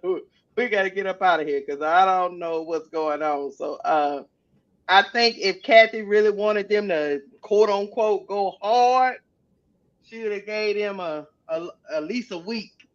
You know, Oh yeah. Yeah. Yeah. Yeah. you know what I'm saying. Yeah. So, but Yeah. but like you But to say, answer your original but I question though, agree. I think a lockout is necessary. Yeah, and you got to remember too, they've been talking about this. When Angel asked a question, people were upset when she asked the question on her show. They were upset at her for even asking. But so this is not something these players just decided to do. They Mm-mm. done checked they done checked what is it? Dot your I's and cross your T's. They done did all that to come to this point. And they 3 times slap in the face. So you're right, Elle and Keisha. They're not gonna come back and say, "Oh, we gonna meet y'all halfway." No, not until they put their foot down and do that lockout. It's not Mm-hmm. something they want to, but they're gonna have to. Yeah. Just to make them understand that we're not Yeah, playing. Yeah. Mm-hmm. Hopefully, look, I'm hoping the league don't realize this too late, and we right. end up in a lockout. I hope somebody has some type of voice of reason. Yeah. Because Which you I, can't makes get let Kathy's go of all the response. players, huh? Yeah. uh, Which makes Kathy's response in that video Oh my bogus to me. gosh. Just bogus. Didn't- It was just like a canned response. Yeah. I What don't did 2020 got to do with which we talking about right now? nothing. Different time, different climate. 2020, y'all was in the bubble. Come on. The country was going through COVID. What are we talking about? Yeah. She always dance around. She always Mhm. dance around. I She know what she's mean, doing too. She know what she's doing, but she always dance around what they're asking her. like they had no leverage. We were COVID. Stuff was shut down. They had no leverage. Mm-hmm. Why are you bringing up a forgotten time, Kathy? She, mm. Why, Kathy? What was the reason? Right. Yeah, it's a lot of stuff businesses was doing in COVID that they ain't doing now. Well, No. Yeah. they're not Different even talking time. about. They're not Yeah. talking about that mess no more, Kathy. Yeah. I Yeah. think I think Kathy's still knocking if you butt. I think Kathy was still dancing with the Sudbuds when she got that question answered. I She was think too she was busy a showing little. off her Valentinos when some of them players can't Right. even get She don't sketches. care. Did she say anything about, oh, I'm for the players? Nothing. She said nothing. She kept it short and simple. I'm gonna give y'all Well, something. But this is what y'all got to understand. She is the commissioner.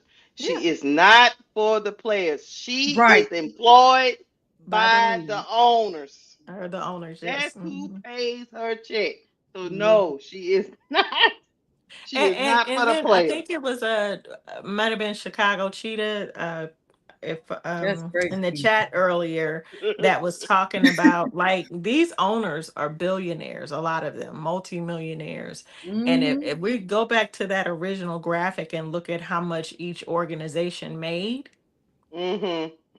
Hold some of on. them like the Connecticut Sun and the Chicago Sky, they don't even have appropriate practice facilities. So where's all this money going to? If you're doing the bare minimum I, with salaries, facilities, amenities, all of that, where that money is going where, y'all? Yes, they're getting taxed on it, but look, wealthy people know how to move money around and get the Mm-hmm. best tax benefits. So don't you think for one second that Michael Alter and them is paying buku money on taxes. You got to know the tax code. You got to know how to play the game. Mm-hmm. And most of these folks know how to. I, Yeah. I, them people. Hey man, I Say it. hey, ain't nothing to say because these people know exactly what they doing. This is Yeah. how they keep. This how the rich keep getting richer. I mean, Richard. Mm-hmm. Mhm. you lowball people as much as you can. You hope they never realize they were before they come ask you. "Hey, don't you think they should be making more than this per hour?" Mm-hmm. Oh, I was just waiting on you to come up to the big room. I thought. Mhm. Mhm. Yep. Look, before we move into this final segment and end this show, make sure that you hit the like button on this Please. show, on this video, please. Thank you so much for hanging in here with us, being a part of the conversation. We're going to get to some comments also. Make sure Mm-hmm. that you subscribe to ADP's channel. Tulip, I saw you dropping the links in the chat earlier. Thank you so much. If you could share them again for ADP's channel as well as Keisha's channel, Cut the Ish, and my channel, KL Jones Media, we would greatly appreciate it if you subscribe to our channels. Make sure that you turn the notification bells on so you never miss an amazing, energetic, elevated show that we bring. It's such a pleasure to be a part of this community. We may not always see eye to eye, but that's life, right? We get to see the world through other people's lenses, and that's what makes for robust and engaging conversations. We get to learn about ourselves while we're learning about other people too. So make sure that y'all stay locked in. This is the launch, the kickoff show, the premiere episode of Off the Court, the cultural impact of women in sports. And we have been having us a good old time up here. Hopefully, y'all have been Yes, I'm enjoying proud of yourself as them. well. I do wanna play just before we get to the comments because y'all got some Mhm. great comments, but I want to play I found the video of her with her pop up talking about Angel. Yes. Yeah, so Hmm. hold on, let me play that. Okay. Just to let y'all know, she rolled up into Indiana where they claim that she is hated. And Hmm. she rolled up into Indiana and her aura She still took remains. over. Okay. It was the Hold on. angel takeover. Mm-hmm. Hold on. Let me play this from the beginning. Can y'all see that? Hold on. You might have to, Let me can you make make it bigger without the Yeah, let me text make on it the bigger. side? Okay. Yeah, let me make it bigger. Let me go back over here. I got too Look, many Elle, she doggone took screens over. up. Look on in the streets and with the media. Hmm. Right. Is that better? Yes. Hmm. All right, here we go, y'all. That's a nice. I love that. I love Ready? Let's go! Your signature shoe. About to give us some shirt.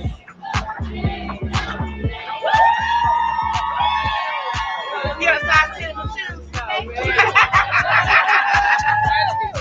How are you? Me bow, me bow, me bow, me bow. Yeah, we don't need a car. Okay, you don't.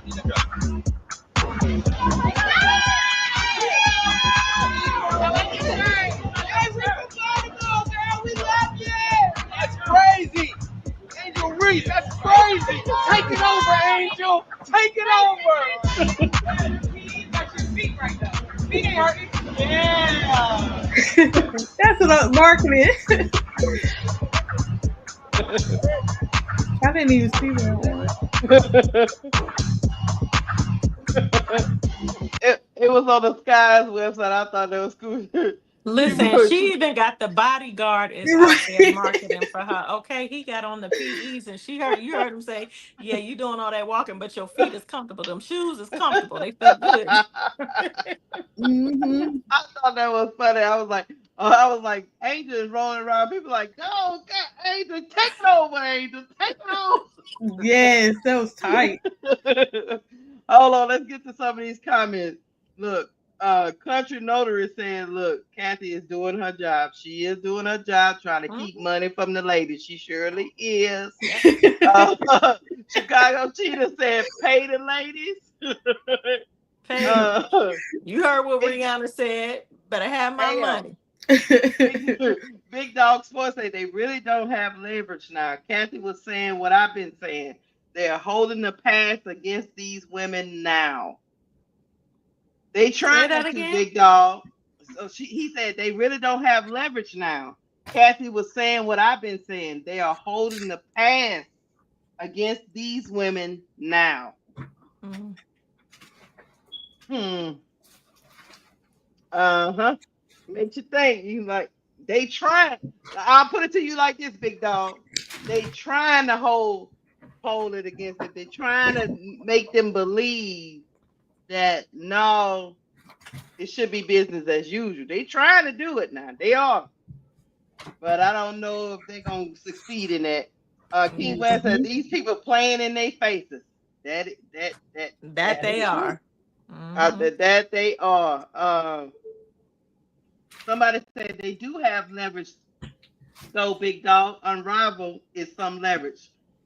I would agree with that statement. Unrivaled, I mean, it can't cure it all, L and ADP, Right. but it Hmm. Right. also it still gives them another opportunity if they so choose to just say, "Look, And, I'm just and gonna wait not till not I." only that, Rival quietly, and I say quietly only because not enough. I haven't seen enough people talking about it for me, for my liking.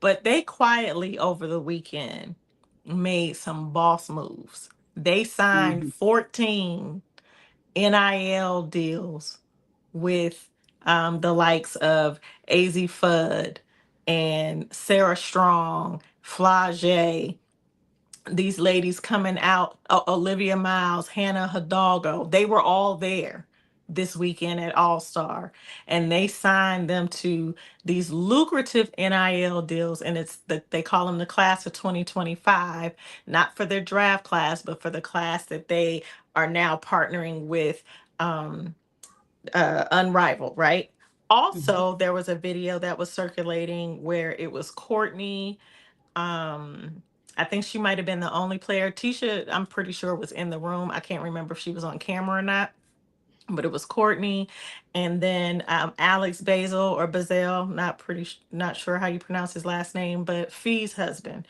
and some of the Mhm. Unrivaled team. And they talked about a new thing that they're going to be doing for the next season, and I think it's around the it might be like a 3-point contest or something, some one of the contests that they have. I can't remember which one it was, but they have upped the amount to, I believe it's 100,000.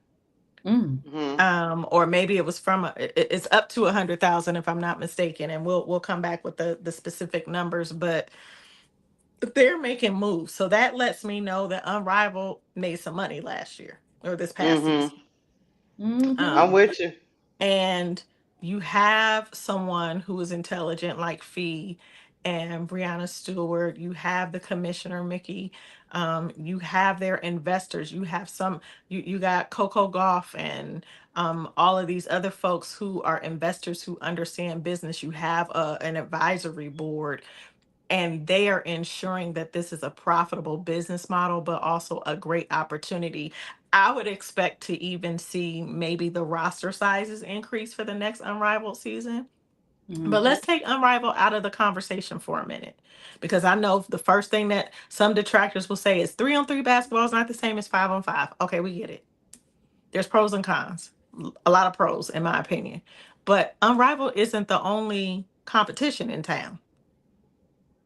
Mm-hmm. You got AU, not quite sure how much the salaries are, but then you also have the European leagues. You have other countries where players can go and play, which is why part of the conversation and negotiations has been from the league standpoint that they want to eliminate that and tell the players that they can't go and play in these other leagues. Mm-hmm. It's not just about them being concerned about them getting hurt. That is a part of it, and that's understandable. But these women can go. Do y'all know what Juneteenth? Why Juneteenth was created? Do y'all know, ladies? Like, enlighten I me for a do. minute. Does anybody know why Juneteenth was created? Okay, so for those of y'all who don't For the know, black. Juneteenth was created because even after July 4th, I'm sorry, not after July 4th, after slaves were freed, there were still slaves living enslaved. They didn't know that they were free In Texas, yes. in Texas, Mm-hmm. right? And so Juneteenth was created to let them know y'all's free now. We's free.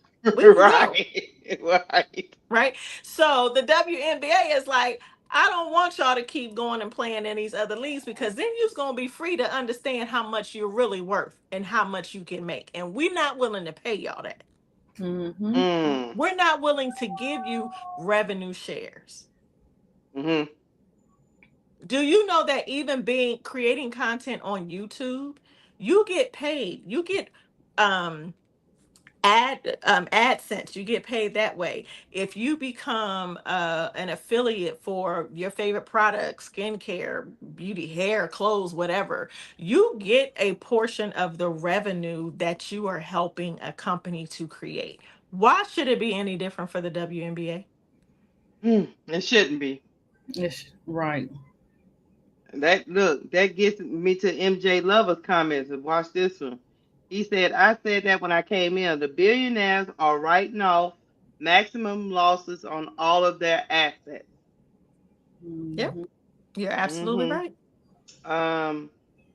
Get to a couple of more here. Um. Big Dog said, "What are they worth if they bleeding 50 million a year? We didn't already address that narrative Why can't their salaries be a part of their losses? I'm not understanding. So because everybody they else get get because again to the previous comment, they get to write it off anyway. yeah. Mm-hmm. I Let it mean, work everything in I'm not understanding you, Big Dog. So everybody else can get paid, whereas we got these losses that we still don't have a breakdown for. Because Kathy, we listen, still don't Kathy have a still get paid breakdown whether for. Kathy get paid whether they lose or profit. The Kathy executive get team, paid. all the C level, all the C suite level executives, they still get paid. Their salary is not impacted whether there's a loss or not. They still get paid. But the They still women get who are paid. the product, who provide the entertainment, who provide the stories, whose bodies are on the line, they don't deserve that. They don't get Please paid. make it make And sense. and the salary cap for each team is 1.5 million. That is the cap on their salary per team. But somehow we are at a $50 million loss. I just, I, Kathy, I I need to see the books. If we have any like accountants, financial I experts in the chat, I really would love to hear your perspective on this. I want to talk to people who understand it, who do this for a living. Because it sounds like the lowest expenditure is the player's salary. Hmm.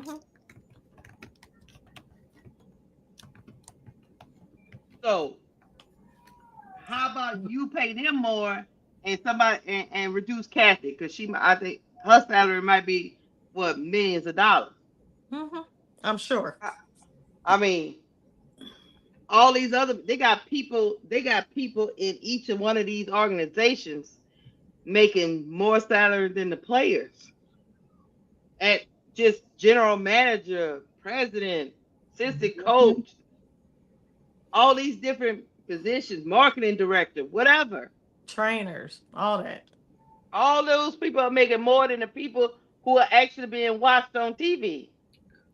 And somehow y'all think that's right? And not to mention, there are more and more sponsors that are coming on board. You got the Yeah. likes of AT&T and Kia and And Sephora. Sprite and Sephora. You have all of these allies. Etsy. You have Mm-hmm. these major corporations and brands who have partnered with the W. So the money is there. The money is there. And again, I'll go back to my original statement. The union is working with advisors. They are being advised by people who do this for a living. They understand profit and loss. They understand ROI. They understand all of that terminology. They understand. They are looking. You best believe these women are not getting up here on TV. And it goes back again to this idea that these women are dumb and they're not Right. intelligent and they don't understand. Like, y'all think that they just gonna get up and use their voice to say, "Well, I want." Even Angel shared, she was transparent in that she didn't know all of what she was exposed to in that meeting. She didn't Mm-hmm. even know that all of that was going on. And that's what they're banking on, is that the less informed these women are, the Yes. less noise they'll make. So Mm-hmm. it was great to see so many of them come together, and even the veterans reaching out a hand and saying, "Hey, for the newcomers, we want y'all to be a part of this conversation. This affects y'all too." Because they could be selfish and just be like, "I'm gonna negotiate for myself. I got three, Mm-hmm. 5 years left. Let me just worry about myself." Right. But they're like, Mm-hmm. "No, let me extend a hand. Let me pull these ladies up with me. Let me put them on and let them know what's going on so they have an understanding about what we're fighting for." Mm-hmm. That's how it's supposed to be. But when you have a system that banks on you staying in the dark, that's how they win. Hey y'all, Ready Milky Way say they showed up for the Indiana Barbie. Yeah, they did. Yeah, they did. Every time She they say Barbie wherever Indiana she Barbie, guys, I'll be like, they, so they're gonna have did. people go off. People be going off. They're gonna go off. The people gonna go off for the Indiana Barbie. Not the Indiana Barbie. No. Look, we don't want them to get too crazy out here. Right. Hey, they probably was up there like, nah, I know they not hollering that woman's name in Indiana. Ooh, Yeah, yeah. it was some people who were at the game and said this when she came out, it was a woman behind them booing her, and she said they had turned so fast, like The Exorcist, like you in the wrong place for that. Don't even Mm-hmm. Oh, try it. now Yep. MJ Lover said the lockout would go against the players, especially since the owners have embedded the "we lose 40 million a year on the W" narrative. The hashtag first level thinkers are not going to do their own homework on it. Okay. Keep I that. get where you're coming from, MJ Lover, because what I want people to understand is people that be a part of big business, talking about the owners and the people behind the scenes, they start their narratives early. While everybody is fighting about this or that or squabbling about this and that, they done already embedded in half y'all minds that they losing 50 million a year. So but you got to ask yourself a very fundamental question: if they losing so much money, why do they continue to run this business? Why not sell it? Why not file bankruptcy? Man. And Oh, Keisha, to your point, not only right. early, it's early and often. If you do Right. something early enough and you do it often enough, Yeah. Mm-hmm. you will embed this belief in people, and they will not even Do their take the research. time to research it to make sure Right. that what it is They, that they have bought into is factual. right. They do it all the time in the everyday world on the news and everything. Unless you know someone, say for instance, you have someone in the military that goes overseas, they're not gonna tell you everything. But if you know someone that's been there, you found out a whole lot more than what they show on TV. And some stuff ain't even what it is, And but that's people why will we up believe it. here. That's why we up here. Sometimes you guys I get the quickness of just looking at something on Twitter or threads or on Facebook because they all do it. But at some point, some of y'all got to start asking some questions before you just eat up the narratives that been put out there. Because let me tell you something. If I was losing that kind of money every year and I was a billionaire, shouldn't I not be a billionaire no more? Mm-hmm. I mean, my Yes, financial they manager can. would be coming and talk to me, don't you think? Like, why are we Things holding that on make to you this? go, Let me Things tell that you, Mm-hmm. make you go, everybody is familiar with the brand Toys R Us, are we not? Yes, Yeah. yeah. Okay. When Toys R Us stopped making money, when they were deep in the red, what'd they do? They They filed got bankruptcy up. first, Yep. then they Mm-hmm. went out of business. Mm-hmm. We Got up see out it of there. happen with major corporations all the time. They liquidate. They do things. Nobody, again, maybe you need to play that video from Plies, but these folks that are wealthy are not stupid. Nope. No. Even if they trust fund babies, even if they inherited the wealth, right? They are not stupid. They understand nobody is investing millions of dollars into a business model that is leaking money consistently and they're not seeing a profit on it. Ain't no way. You cannot convince me otherwise. I'm dang near 54 years old. Ain't no way in the world you can convince me that the minute that McDonald's start losing money hand over foot and they 50 million in the red, a minimum of 50 million in the red, and they not going to offload some things, they not going to liquidate, they not going to change the business model, they not going to do nothing, they just going to keep losing money and Not keep the business open. That's not happening. not to Mm-mm. mention picking up more sponsors, picking up a better media deal. More They attention, Right. more customers, more consumers. Everything is on the upward trajectory. Mm-hmm. But you want us to believe that this number, this 50 million, is the doom of the league. Matter of fact, L, we gonna end on Plies. I'm gonna play it again. When we get ready to get up out of here, we gonna end with Plies. We gonna And the end with culture. We're him. gonna have a quick conversation on the culture. Plies is the perfect segue for that. like, just I mean, just think about it logically, y'all. Like they Right. saying the W lost 50 million last year as a whole, Hmm. but they are charging new people to sign up to lose money. Two Right. hundred and fifty Three more million teams. dollars Per team. So Yeah. a team signed up Per team. $250 million Right. to lose money every year.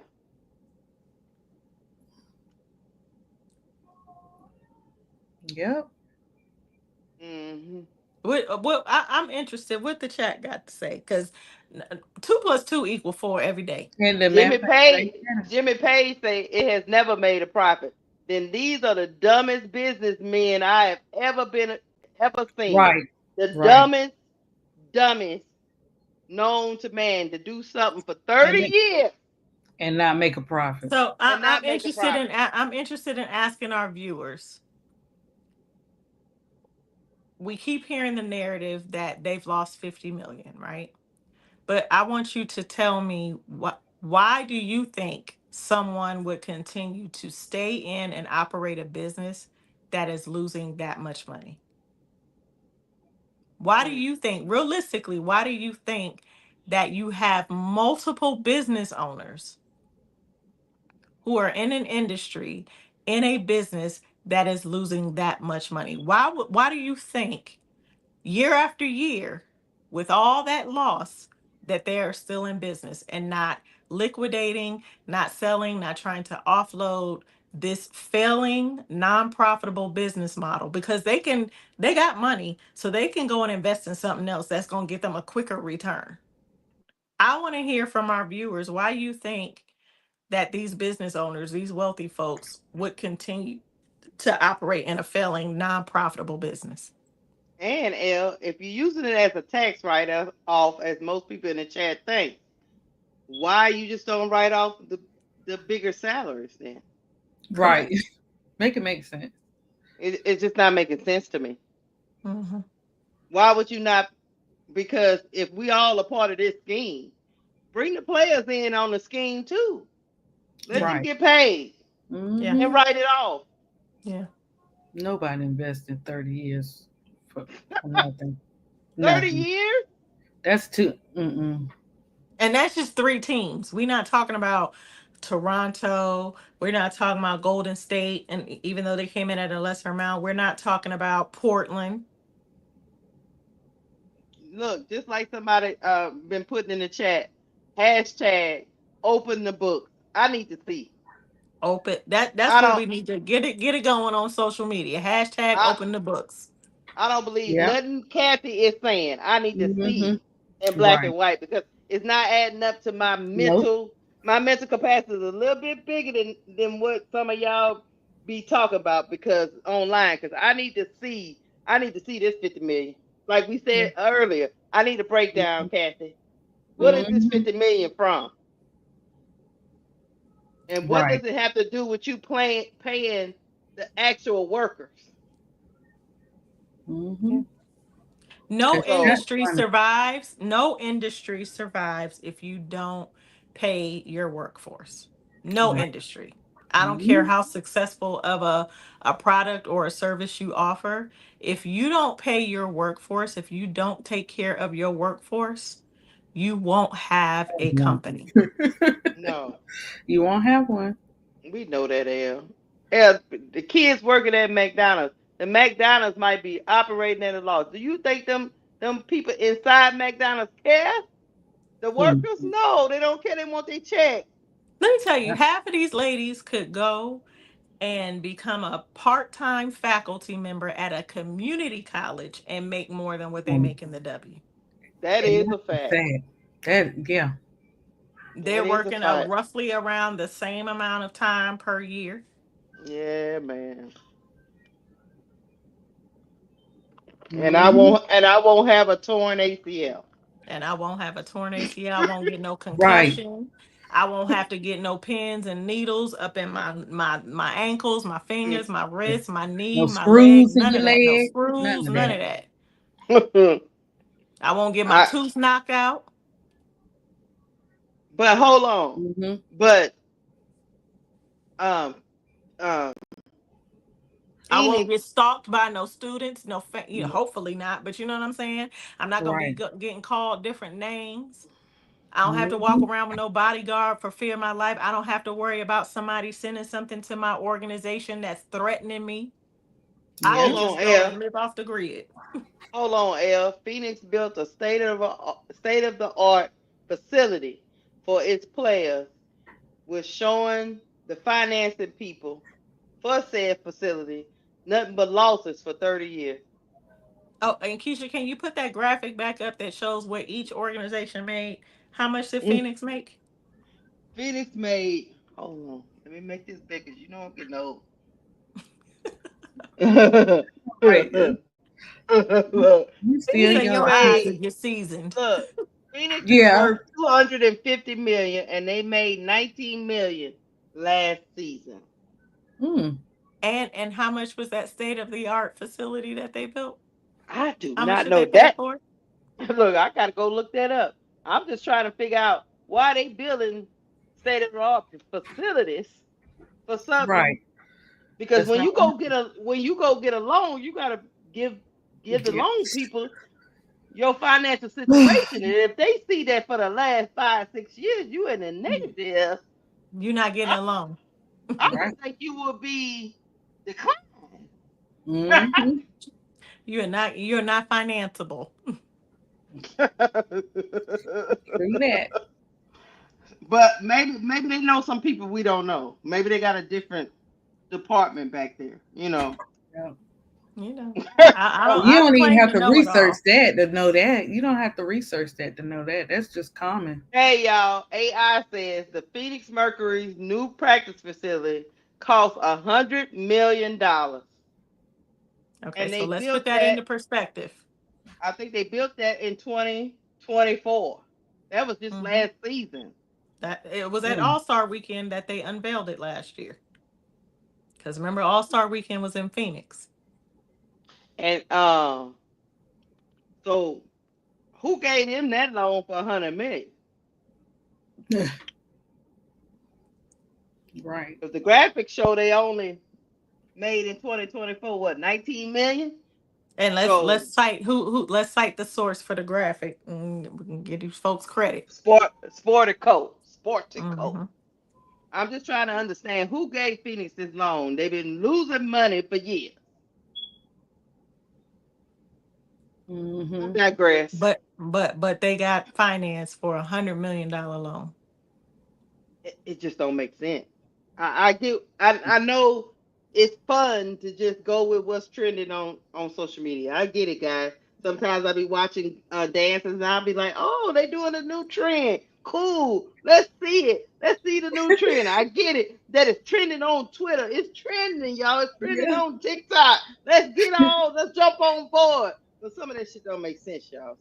Yeah, Some of you that got to Yeah. stuff come with don't make facts, sense. and there's a Yeah. different. Sometimes you can come with facts or be making a factual point, and make a mistake or be misinterpreted or misunderstood. It happens all the time. But when you talk about facts, you talk about numbers. You cannot afford to just regurgitate what you see and hear.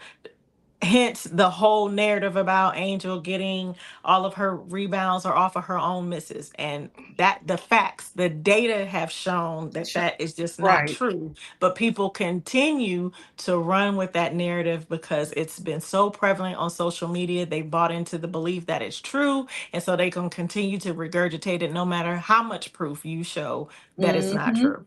There are people that are still responding, but she just rebounds her own misses. I just be like, girl, I'd be like, player, that y'all must have that in y'all brain, like for a quick response. Anytime somebody talk about Adrian, do you know that's not true? They know it.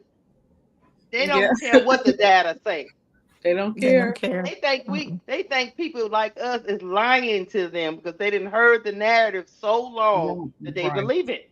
Yeah. Yep. Yep. Yep. So Well, it's been a great show with y'all. We gonna move into this last, the culture. What is the culture? What is the cultural impact of women in sports? But more specifically for this show, what's been the cultural impact, ladies, that you feel we have seen and continue to see with the WNBA and these players? So off we the court, beyond the basketball play, what type of cultural impact are we seeing? I'll go first. I would say watching the ladies take back the narrative, turn things from negative into positive. You've seen the trend, even with Angel.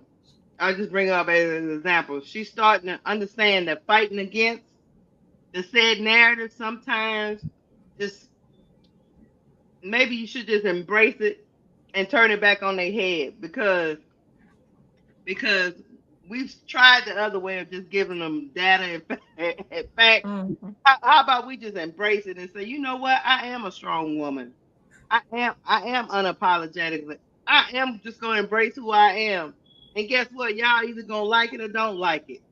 Sometimes I'm starting to see women also starting to come out and live their truth. Let them know, let people in culture know that we are multifaceted. Whether that Mm-hmm. be from Angel to Caitlin. I mean, even this weekend I've seen sides of Caitlin Clark that I can get with. You Yeah. know. Mm-hmm. So Mhm. Mm-hmm. I think to ADP point earlier, these ladies are starting to realize they don't have to be in a box just to fit in. It's okay to have the Twitter spaces, half the brand, half the people in the world might not agree with what they talking about or how they present themselves, but they also realizing there is an audience for everyone, and we can capitalize off that audience. And at some point, we gotta stop worrying about the old norms and go into the future. I think right now these new ladies in the W is starting a new trend of for other women in sports to follow Mm-hmm. and push and push the culture forward to where it's not just um it's not just one type of athlete. One type of athlete can sell something. The women are Mm-hmm. showing all types of different athletes can sell something because the stud buzz y'all told me that nobody wanted to see gay women, and gay women couldn't be marketed. That's what y'all told me. The stud buzz showed me y'all watched them for 72 straight hours. I beg to differ. So I think these ladies are venturing into different realms that other people that was from the old school, they would have never gave them this platform. Now they taking advantage of their own platform through social media and trying to show everybody out there that there is something for everyone. We are all inclusive. There's something for everyone. You might not like this content, but somebody else might like it. So I Mhm. think going outside of the norm of the regular media and all that stuff that's going on, these ladies are starting to these ladies are starting to show that you don't always have to go the traditional route. You can go an unconventional route and still show up in a very positive and also show people how to make money in different ways. So that's what I get from it. Oh, that's That, good. that's a good take. That's a good take. What about you, ADP? I think that I think what these ladies are showing the world is that when you work together in unity, anything can happen, and that you're not limited to anything. You know, S- like say for instance, like with Angel. Let's go back to Unrivaled. By them being together, they got to know who she was, right? And not just that, she brought players out of their shell that could do this. And then you see more and more players doing podcasts, more and more players doing modeling clothes or whatever the case may be. It took for something like Unrivaled where they can get to know each other, know who they are a little bit, not everything, but just enough to say, hey, if I win, you win. We can win together. That's the same thing with Chicago Sky's still learning with that. But that's the same thing with Chicago Sky when it comes to Angel Reese. Like, why don't hero ball? If I win, you win. Let's get this together. But they might not get that concept, but still, it's like this. If we have it's teaching women to fight for what you believe in. If you don't fight, if you don't make your voice heard, how are you going to move any further? You're going to continue to be stuck in that box. Sometimes you got to stand your ground. Look, ADP got the good heart and she nurturing and stuff, but real talk, when it comes to something like my art or my passion or my kids, my family, whatever the case may be, I'm going to fight and I'm going to fight to the end. It's been some times where I said some little words, guys, you know what I'm saying? But I had to do what I had to do. You have to stand your ground. You have to fight. I fought through bosses and everything, just speaking up. And guess what? When you do it just that one good time, they will respect you. You'll see a big difference. But if you keep allowing people to just do whatever they want to you, then you're not going to get anywhere. I tell my kids, look, the moment you settle in this world, you've let the world win. You stand your ground. You fight for what you believe in. You don't have them put you inside of a box. We see it. We deal with our kids. Not to get off subject, but let me tell you, if your child is a straight A student, oh, something's wrong with that. You know what I'm saying? Then they want to test your children. They want to challenge them. And then after a while, why do we have to keep proving ourselves? We shouldn't have to prove ourselves. You got to know where we're coming from and what we're worth. So for me, I think with these ladies, I'm proud of them. You stand your ground. If they got to do a lockout, so what, guys? They got to do what they got to do. And until they put their foot down, they're going to continue to do this to these players. They deserve better. And we just, at the end of the day, it doesn't matter what position you're in, what payment you get for as the players, what they're making. Stand your ground. And you see a big difference. I Yeah, agree, yeah, ADB. I you agree. do. You do. Listen, my take on this is simple. The state of the game is changing. Mm-hmm. The impact that and it's continuing to elevate, and the impact that these ladies have is continuing to elevate as well.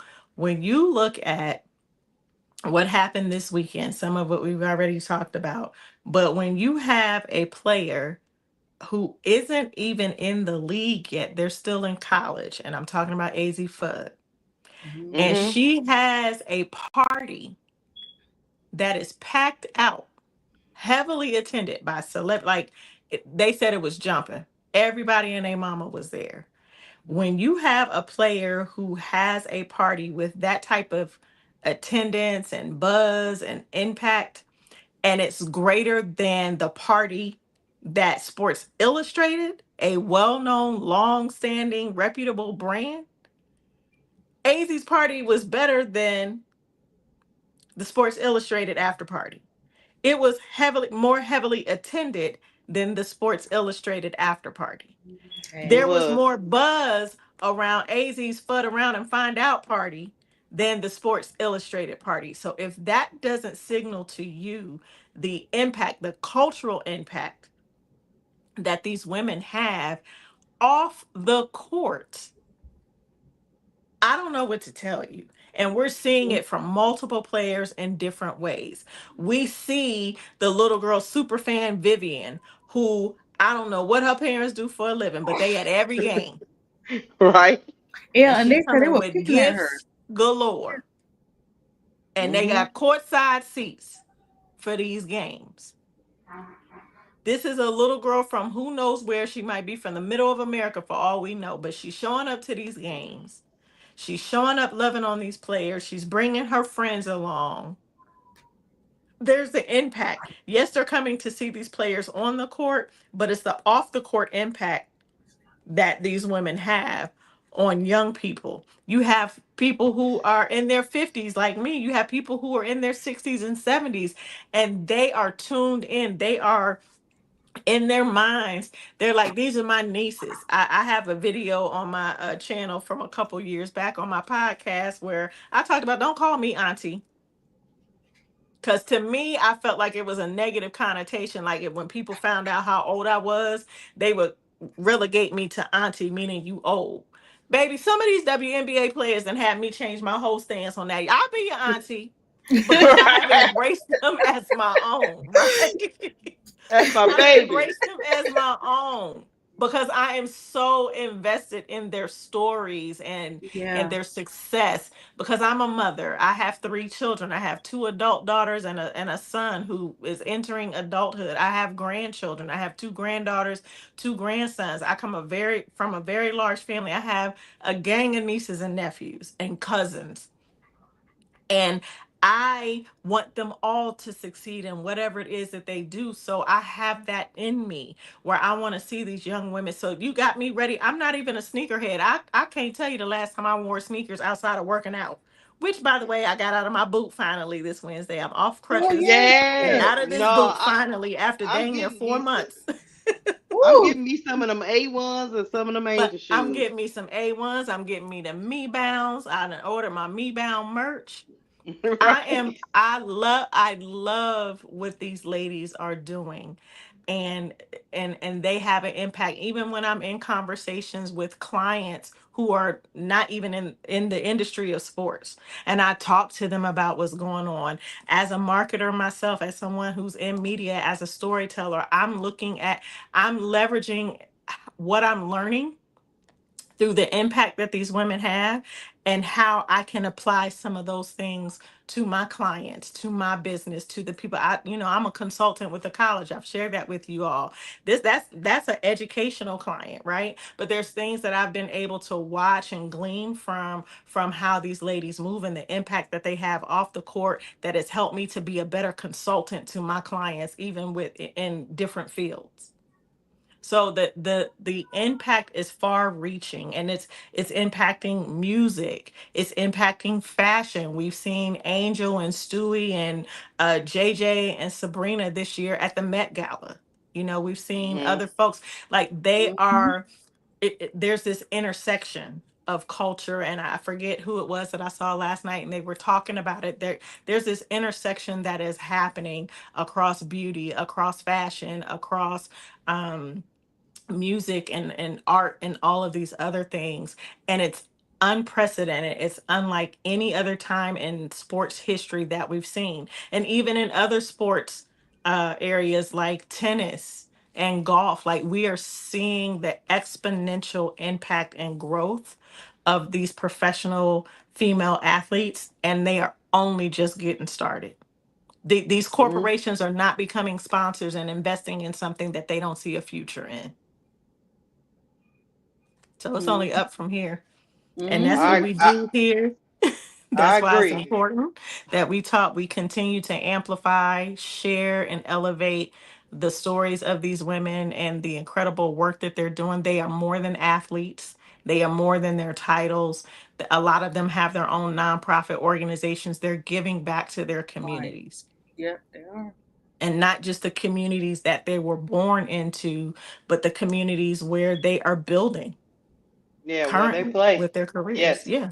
Yeah. Hmm. Mhm. I agree, El. Hey, we did get a super chat. I don't know if this super chat was in good spirits or not.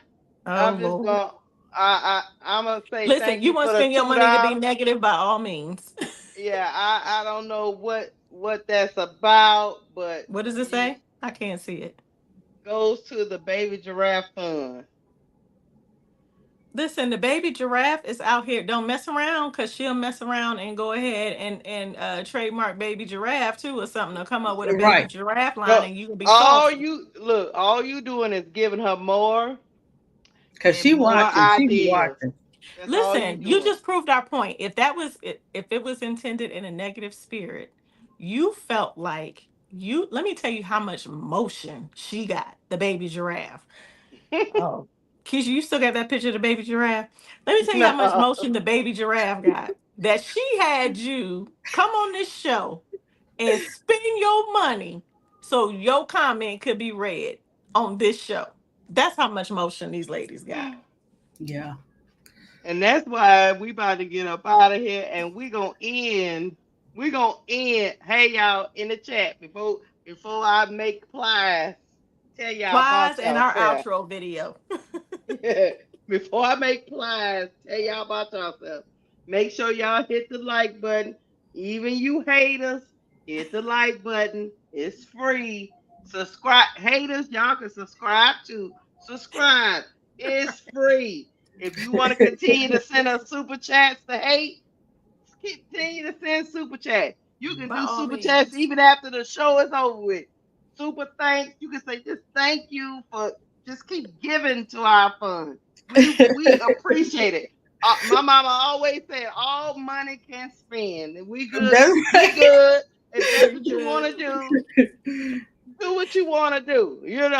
But at the end of the day, y'all, uh, y'all need to pay them women yeah. Pay them their women. check. And Pay before pay you our players.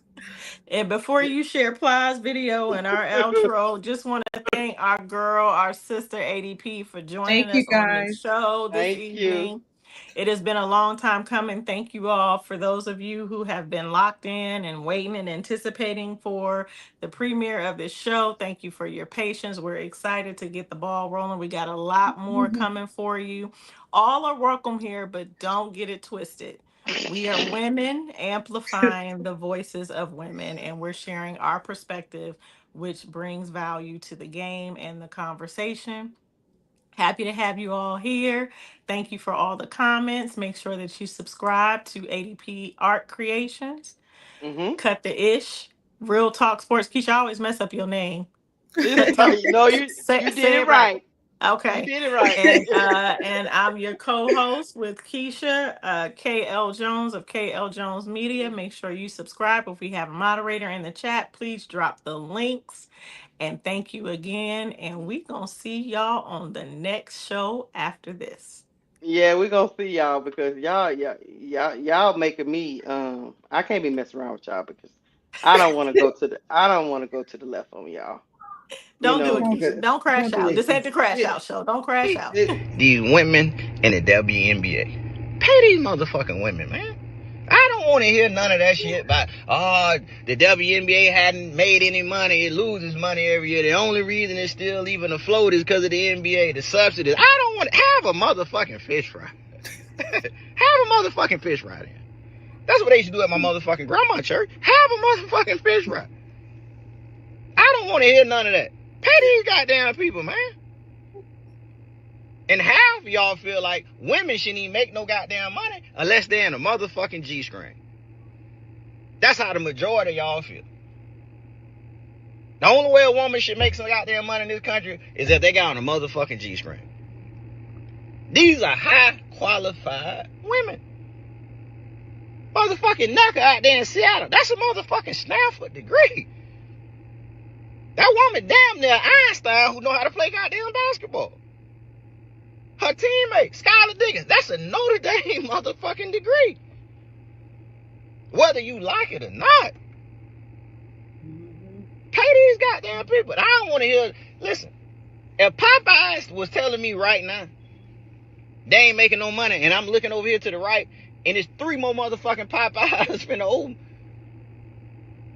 Just like it is in the WNBA in motherfucking Cleveland and Philly and Detroit. Ain't nobody signing up to lose no goddamn money. I don't care how much money you got. Them the stingiest motherfuckers is the ones with the money. So I don't care nothing about 15, 20 years ago, which I respect the players from 15, 20 years ago, who y'all wasn't paying because the revenue wasn't there. But it's just like in the NBA. 50%, the NBA players get 50%. They make 50% of the revenue generated goes to the players. In the WNBA, they only get 9% of that shit. You ain't got to give them 50%, but give them more than that. Goddamn Big Allie, that goddamn mascot for the Liberty. Big Allie deserves a motherfucking $1 million by herself, if you motherfucking ask me. Pay these goddamn people, man. They deserve it. Hey, we out. We'll see you next time. Peace. Peace. Bye, guys.